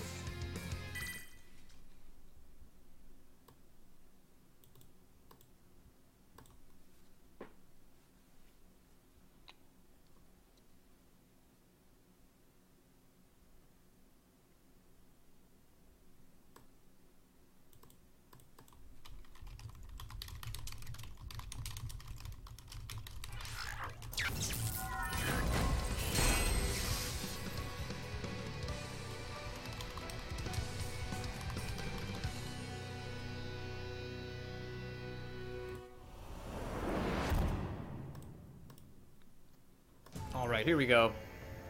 Losers finals, Dhalsim Mika. I am not very fond of conflict. We've got ourselves a run back. Round one. Fight. Infinist going for the red swimsuit. Looks a little bit chilly out here. Good thing we're not on ESPN. Oh yeah, otherwise we'd be long since banned. Getting in there already. Brimstone in the corner. Blocks Lady Mika V-reversal. Good usage of it. Spectating has been halted for me. Yeah, what happened there? Do we have a disconnect this early? Go time. Oh no, we have Dropped a out. disconnect from Infinist here. That sucks pretty hard, but because of the fact that nobody was down around, I think we can just... My daughter took the game out of the cartridge, says, out of the system, says Infinist. I think as long as we have no complaints out of Sleeping James, because of the fact that DC'd so early, we can just run that back. Otherwise, yeah, that'd be a little bit of a hairy situation.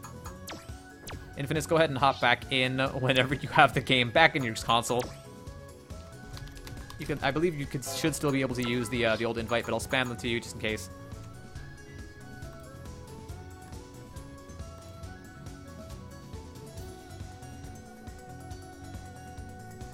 Usually you only hear play disrupted by children during Smash Brothers tournaments.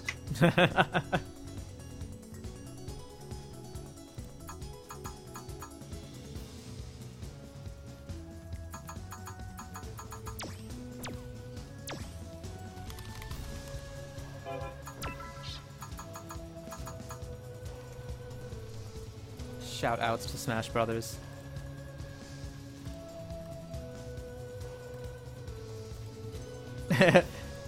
Arlie asking Exeter what happened to the full Chun run of this tournament. Exeter saying, I didn't want to lose. Apparently he was playing Chun just to prove that he has a Chun.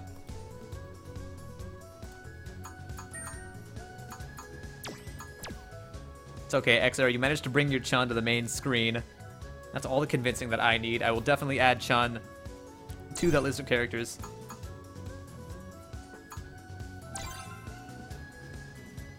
Alright, here we go. We got a run back. Cookie Cannon versus Infinist. Hopefully we'll no have- more disruptions by small children. Yeah. Let's do this. Large children, on the other hand, perfectly acceptable. Yeah, if it's large children, I can understand. Though I don't think anyone's playing Abigail yet, so I think we'll be okay. We've not seen any Abigail, we've not seen any teabagging, so I don't think we have any large children.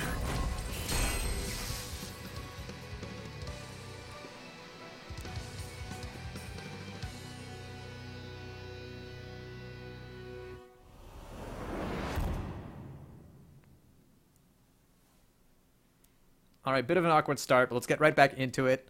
We have got Sleeping James' Dalsim versus Infinite's Aramika, and this is a run back. Round 1. I believe Sleeping James took the first set 2-1.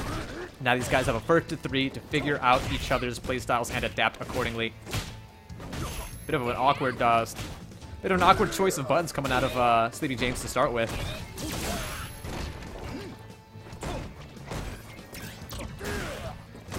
Oh, Infinite tries to jump out of that mix-up.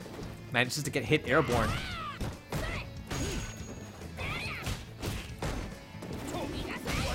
Again, using those jabs to great effect, keeping Infinite from abusing any slightly minus tricks. EX Shooting Peach gonna push James towards the corner. Cross-up body splash. Oh, teleport to dodge the Despo. Very smart, but gets thrown anyway for the kill.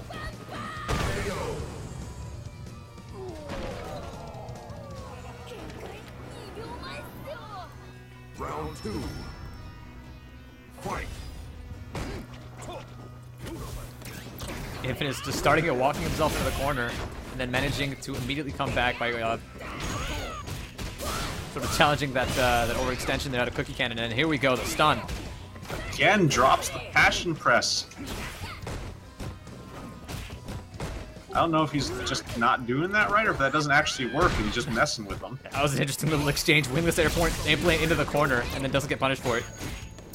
Catches him with the EX Shooting Peach coming down from the teleport. Alright, that's going to be game 1 to Infinite. Sorry about the spectating bugs there. Had a little bit of DBZ mode, but looks like we're all good now.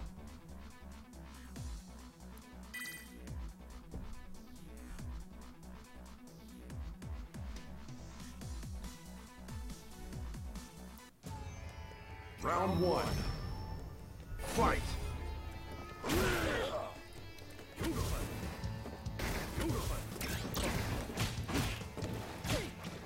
Interesting air-to-air there.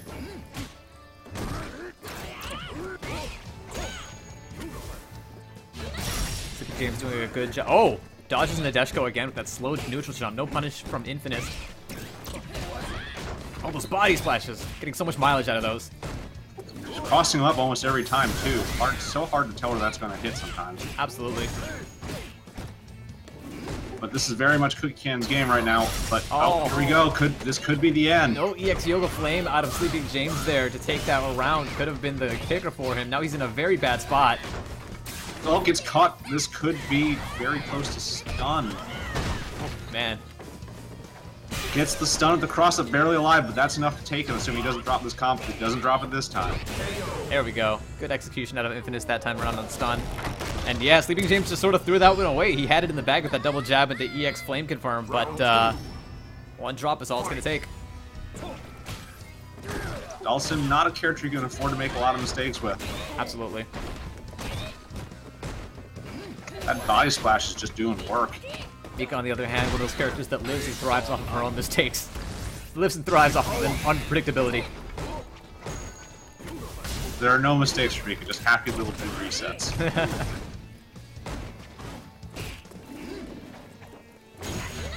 Alright, good. Feature confirm. Doesn't really manage to get anything off of it. I have no idea how much damage this does, but yeah, I'm gonna assume it's death. Oh, 1 pixel. Whoa! One last chance. Oh, this time's the anti-air, and that's all it's gonna take for Infinite to go up 2-0. Looks like he did not take his earlier loss lightly. Yeah, he might be a little shaken up from that comeback. You gotta just brush those off and focus. Get your head in the game. Son pulling up the menu. Are we going to see a character change? Nope, just going right back into it. Fight. Infinite's trying to force that V-skill to work. Trying to get mileage out of that. Hits the passion press, but doesn't do the throw. Oh, wrong anti-air choice out of Sleeping James, and because of that, he's in the corner now in a Oh, really the tough cross spot. up in the Desco.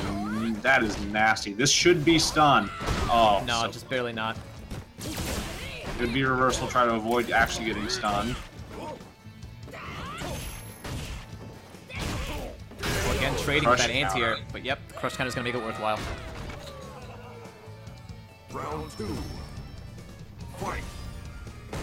Kukian may try to figure something out, fighting for his life in this match.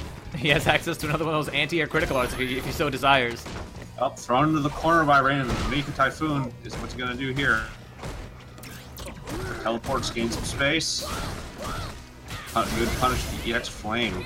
Dashes out. It actually wasn't that was a Easy. counter hit. Sleeping James dropped the punish, and then Infinite is just pressing buttons anyways.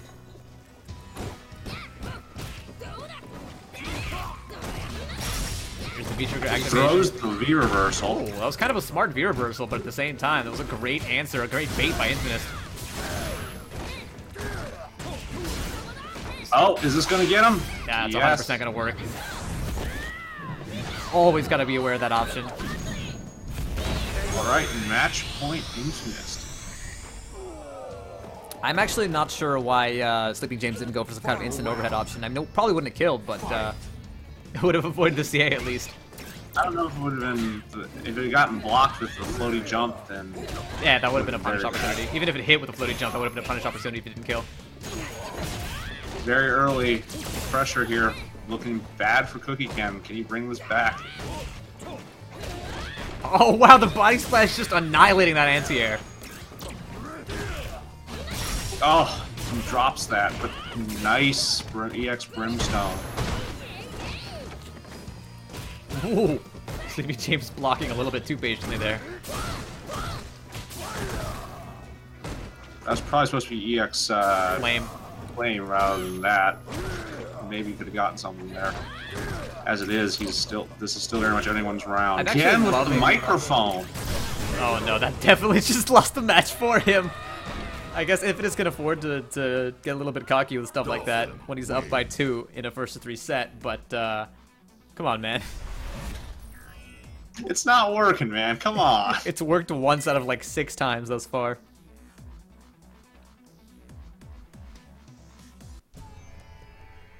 Round 1. Fight.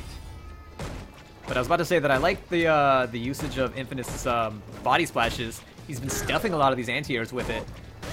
And it looks like he's intentionally using it that way to try and stuff Dhalsim's anti-airs.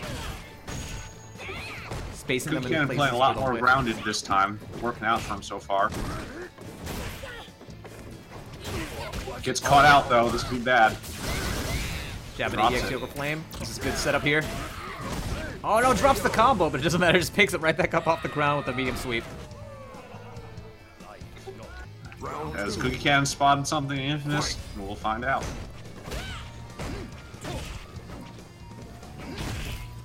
Lots of jump out. Definitely jump using hits. that standing medium. Exactly what I'm talking about. That body splash, spacing it perfectly so that it'll stuff that crouching medium punch anti-air. There it is again. Looks like Sleeping James is not taking the bait anymore. Yeah, he's just playing a lot safer. Oh, the dash up EX. Oh. This shouldn't work. Oh, it worked. Oh, brave armor. This could still be the Oh end. wow. Yeah, this is still anybody's game. If this does not have enough damage to kill, now he has enough damage to kill. Takes the round, puts himself back at match point. Yep, here we go. Loser's finals point here for Infinite. Final round. Fight. Yeah, Wake Up C8 That- is not a great option for Dhalsim, but it managed to work that time around because of the fact that Infinite is pressing buttons. Back Body in the splashes. corner. Thrown out of the teleport. It was not an instant air teleport. There we go. Teleports out of the corner. And this is going to be a little bit tough for Infinite to close this distance. He's probably going to body slash his way in, honestly, though. Regular jump in. Lots of trading going on here. Yeah. Ooh. Not exactly in Dhalsim's favor. Infinite still has access to that CA. Unfortunately, he's not on the ground, so we can't wake up with it. And there we go. 2-2. Sleeping James is going to tie it up. Give us a match on our hands. A lot of ducks and Tedescos that last match. This is just a disgusting match right now. There's just a lot of trades, a lot of like anti-airs getting stuffed, a lot of anti-airs whiffing, a lot of whiffed body splashes. It's going to come down to who can just keep their composure longer in this last match. Yeah, I honestly don't know what advice to give Sleeping James when it comes to those anti-airs getting stuffed. But I have noticed that he's not using back heavy punch at all, which is actually, it would work at the perfect range to knock those body splashes out of the sky. Infinite starting off strong here. Very close to stun already. That should do it. Oh, not quite. The V reversal gets on that stun off of you. Yeah, trying to seal off the skies with the Yoga Fires is probably a very solid bet to avoid that body splash nonsense. Kill. Yeah, this might kill. Oh, nope. Just narrowly still alive. Puts that flame carpet down, but he has a lot of life to make up for, and he dropped that combo. Ow, the upward Nadeshko Yeah. catches him trying to jump over the regular one. Yeah, that's actually a true mix-up. There's no tell as to which Nadeshko is going to come out. It's going to be left, right, or up. So far, he's been getting lucky with the neutral jumps every single time, but it did not work for him that time. I'm actually not sure why he's trying to teleport out of those things.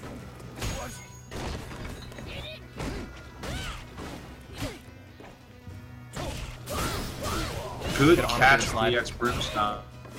This is match point here for Infinite. Whoa! Just the buttons out of either player, challenging on when they're minus. This is just a beatdown now. They're both trying desperately Oh to close no! the... Sleeping James doesn't pick up the meaty slide. That was actually confirmable. He's just afraid to press buttons, I guess. Either that or Drops there's it, kind this of could be rollbacks. the end. Oh. This is just going down to the wire.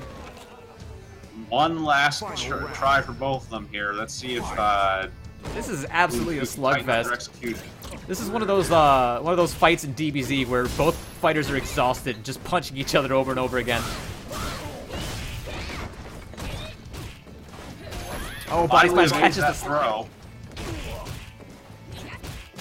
Evades the throw again. Good time. working on a too. stun. That was Good punish on that whiffed command grab. Random back throw is gonna catch that startup on that Yoga Flame. Calls Nadeshko, good patient blocks out of Sleeping James, gets a crush counter. And that's gonna be it. That's it. Yep. Cookie Cannon takes it again over Infinus. Comes back from a 2-game deficit. By the stretchy skin of his legs, Sleeping James manages to move on into Grand Finals where he can get his run back. Let's go ahead and update this bracket. Sleeping James, aka Cooking Cannon, takes it 3-2 over Infinist and moves on back into Grand Finals where he's going to have to win not one, but two first three sets against X Arrow, who is currently in Grand Finals on the winner's side. Let's see if X Arrow sticks with Rashid and if Cookie Cannon can figure out how to adapt. Honestly, knowing X Arrow, he's probably going to hop into it with Chun again just to prove that he can. But hopefully he doesn't, and he allows us to get this tournament over with one set faster than we should. He's going to surprise both to come out with Ken. Or an entirely new character. He's going to come out with a fifth character that we don't know about. Wait, since when did you play Birdie? I definitely want him to stick with Rashid.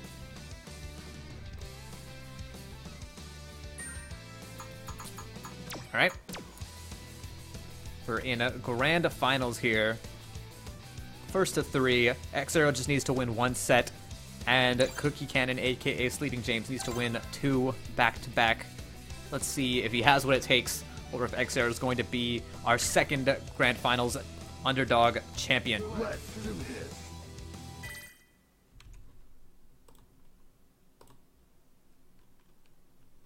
Gonna pull out the pre-release Manat. He's gonna pull out the leaked data mined Manat. Is that how you pronounce it? I'm not sure. I wasn't paying attention to the winner stays on session. They probably would have mispronounced it anyway. They're not attention.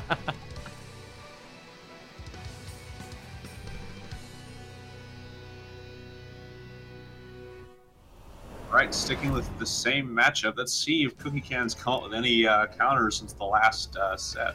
X-Arrow's hungry for this Grand Finals win. As far as I know, I don't think he's ever won an Underdog tournament. This will be his first. Of the turbulent wind. Remember the name well. Could be wrong, but yeah, I don't think I've seen this. The fireball exchanges in this are hilarious because they go in such different arcs they usually never like hit each other. And then X-Arrow's got access to stuff like that Air EX Elo Spike, which goes right through those projectiles. Solid slide interrupt on that fireball goofiness. There it is. Sorry, friend. Throw The loop, throw throw loops. loop. Aw, jabbed out. Good jabs. A lot of characters, their throw loops are not real, and they can in fact be jabbed out of. You just have to be aware of which ones those are. Most of them nowadays. Zangief's is real if you're not ducking. Is the only one I can think of. Round 2. Fight.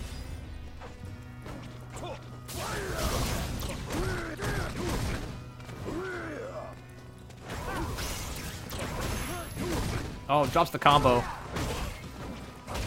Solid, keeping XR down from using those fireball shenanigans. Also has a lot of options for stopping Rashid's little. So we've been seeing a lot of that that huge pause and then Yoga Flame, and what that is that Sleeping James whiffing his one of his buttons there. I think it's the back medium kick that's supposed to follow up into that Yoga Flame, turn it into a frame trap. And so what it looks like is some kind of like marvelous Yoga Flame shimmy, whereas I'm pretty sure that it's just a dropped input.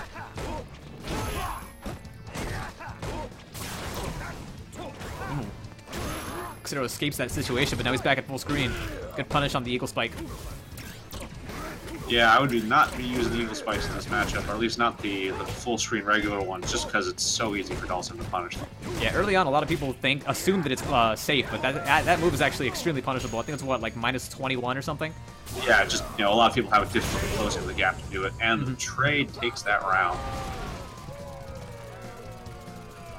Final round. Fight. Ooh. Xero's blocking has been excellent this whole time. Yeah, Xero's been doing an astounding job of just waiting for his turn and then taking it every single time he blocks something minus. And it's honestly, he does a better job of it than I do. I get impatient. Yeah, definitely agree. And his late teching is on point too. I haven't seen him get hit by a throw so far. Yeah.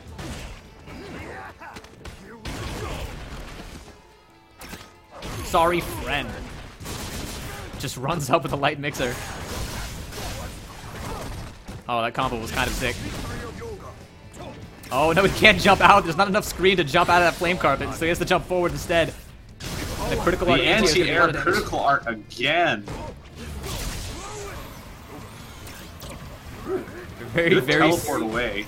Yeah, Sleeping James just sort of threading the needle there, trying to avoid that the tornado. Oh. That was interesting. Xero tried to challenge that slide with throw. Instant air for the victory. Yep. One game for Cookie Cannon, showing that he has figured some stuff out. Yeah, Dawson's always got the advantage in those close to death situations, just because of the fact that he can pull out that instant overhead at almost any time, and it's almost always going to work. It's impossible to react to that.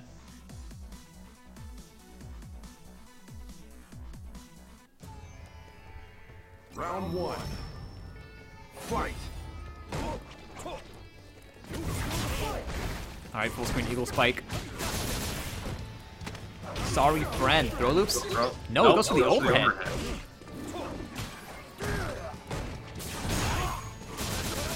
Back to the corner.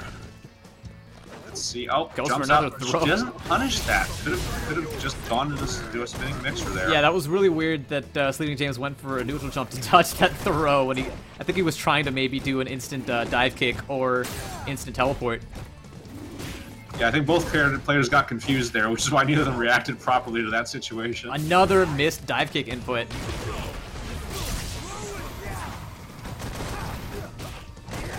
Solid patience here from Cookie Can, not letting Rashid's tornado phase him. But that's it. Oh, nope, still alive, just barely. Oh. Sleeping James tries to wake up with EX Yoga Fire, and it's not gonna work. Round 2. Pretty sure that wasn't what he meant. Yeah.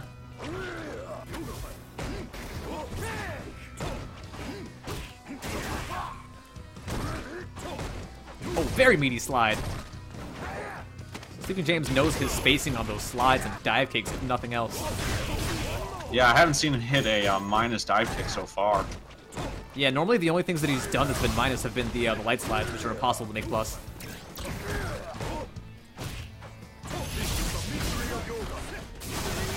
The X-Flame extra good usage of it to get out of that flame carpet. Sorry, friend, he's gonna run up. Yeah, just tapping their toes with that dive kick every time. Tries for the cross-up tornado shenanigans, does not fall for it. Oh, XR, look at all that gray health. He's just burning. He is cooking like a kebab. Oh, the crouching light kicks here. This is narrowly not enough damage. What is this? This is not a confirm. Oh, the teleport. That was so tricky.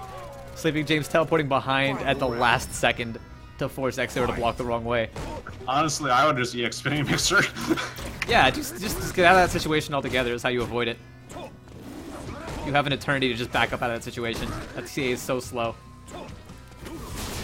Running mixer, but gets stopped afterward. Good teleport. Yeah, good dodge. Again, another dropped dive kick or something. I think nerves are getting to both our players here. We're seeing a lot of weird mistakes. Working on a stun here, X-Arrow, but he corners himself. Uncorners himself. And then corners himself again. This is Rashid, everybody. He's gotta keep jumping. Gotta get out of that flame carpet. Good. When in doubt, just jump out. Tornado stops that fireball attempt, but does that dive kick a little bit too late to let the tornado make it safe. Ooh, almost gets the whip punish on that whipped mixer. Again with this, let's Goes see for what this X-Arrow exact does this same mix-up. time. Let's see if the exact same triple works twice. No, it doesn't. Backs all the way up, forces him to teleport in front. Yep. Whoa, anti-air back medium kick. Not sure that's supposed to work. That's super minus, but X-Arrow just wasn't close enough to get it. And Sleeping James remembers that he can just close out situations with that instant overhead and takes another game. up 2. This is getting dangerous for our man X-Arrow. Yeah, we might get that run back. I mean, we might get that bracket reset.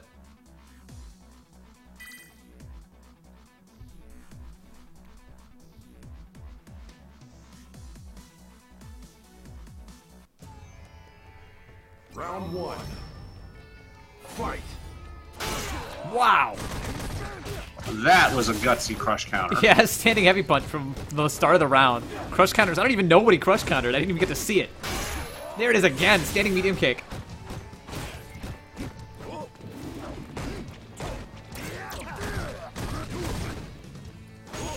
Tries to go for it a third time. Just narrowly mistimes it.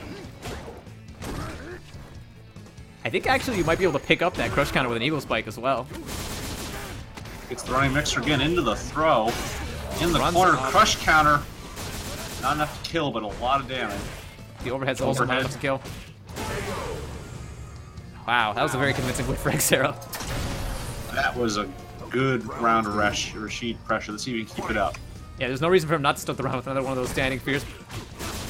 Instead, he's just gonna dash right in. I'm sorry, friend. Jabs out of the overhead. Catches him again with it. Doesn't really combo off it, though. Going down, but ooh, question. Come on, let's see if he can get the stun. If he can get the stun, this will be over. But he gets forced out by that stupid standing medium kick. That thing is the ultimate Dawson tool. Oh, no quick rise here for Sleeping James, which is a cardinal sin in this matchup. Oh, here you go, critical confirm. It's going to be a bit of damage, but not enough to tie it up. Oh, that's going to be a drop Drops confirm. it. Oh, doesn't quite finish with the instant overhead. X-Arrow is going to take this game with a crouching light kick. Yeah, unfortunately, that instant overhead just nearly wasn't enough damage. And as a sim player, you have to know exactly when that is and is not going to kill.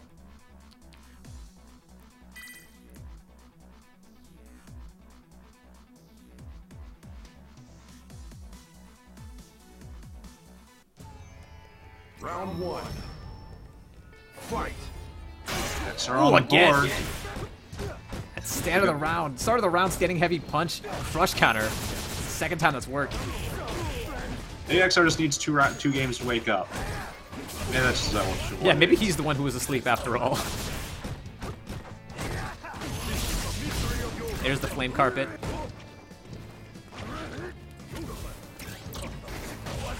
Ooh, excellent jump off the wall into a cross up. Oof, that crouching heavy punch where she just has all the range in the world. It's an amazing button. It makes no sense how good that is.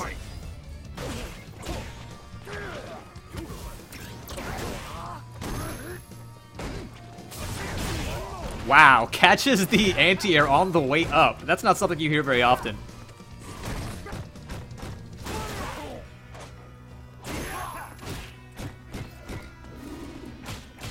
Oh, Sleeping James whiffs the dive kick, but X-Arrow is not quite awake enough to get on the way up. Sorry, friend, what's it gonna be? Throw the, is he gonna be sorry again? Friend. Doesn't go for that time, gets jabbed out. Full combo off that tornado. Oh, is this going to hit, or is death. this not going to whiff? Wow, didn't even go for the throw. The back throw would have killed and avoided the CA, but instead he just went for the kill with the standing medium punch into crouching medium kick. That's gonna be 2 up for X-Arrow. He does not want to let this bracket reset. One last game for Sleeping James turning around again. Absolutely. Very possible, but he's going to have to figure something out. Round 1. Fight. Oh, again, starting the round with that standing medium kick. Just not afraid of that standing heavy punch crush counter that X-Arrow's demonstrated that he can do. Dive kick input screwed up there. Again with the running spinning mixer. Oh, I'm so sorry, friend. You're gonna have to tech. I don't know why XR ever stops doing those corner throws. Every time it's worked. Yeah, he's been being too smart for his own good. And there's the stun. That's probably the round. Oh, lets him get out. Why? Yeah, he cooks himself a little bit and lets Sleeping James get out. Not sure what the idea was there. I think he just needed to... Maybe his feet were cold. EX Eagle Spike for the victory. Alright, this is tournament point here for X-Arrow. Meanwhile, Sleeping James absolutely needs to win this to stay alive. Wow! Teleports out of the spinning mixer, it falls right into the follow-up. Fortunately, that teleport has a lot more recovery on it than the spinning mixer does. I'm sorry, friend. Figure it out. Oh, wake up critical art. This is not going to work. Oh, you can just throw those critical arts on reaction, even after the startup, and not even have the ball fall out. Yeah, I was worried that he tried to be smart again and was doing some kind of move. And that is it. X-Arrow is our second new challenger underdog champion. X-Arrow, this not only gets you a butt ton of points, but qualifies you for our invitational. It's going to happen sometime in December, depending on how our schedule goes. But yeah, X-Arrow, in the meantime, congratulations on your victory. Your Rashid is super duper solid, and I'm going to go ahead and add Chun-Li to the list of characters on the leaderboards there. You should probably focus on leveling up and ranking up, seeing if you can hit that platinum until that season finale invitational in December, at which point you'll be up against a lot of strict competition. So yeah, look forward to that. Everybody else did a wonderful job. I'm sorry we had a little bit of a hiccups with the disconnects this tournament, but everybody did a great job nonetheless. Shout outs to Zandu, who made it very far this tournament. He worked his way up from being a bronze player to being a very, very, very like a solid Karen player. And Karen's a very tough character to start with. So yeah, props to him.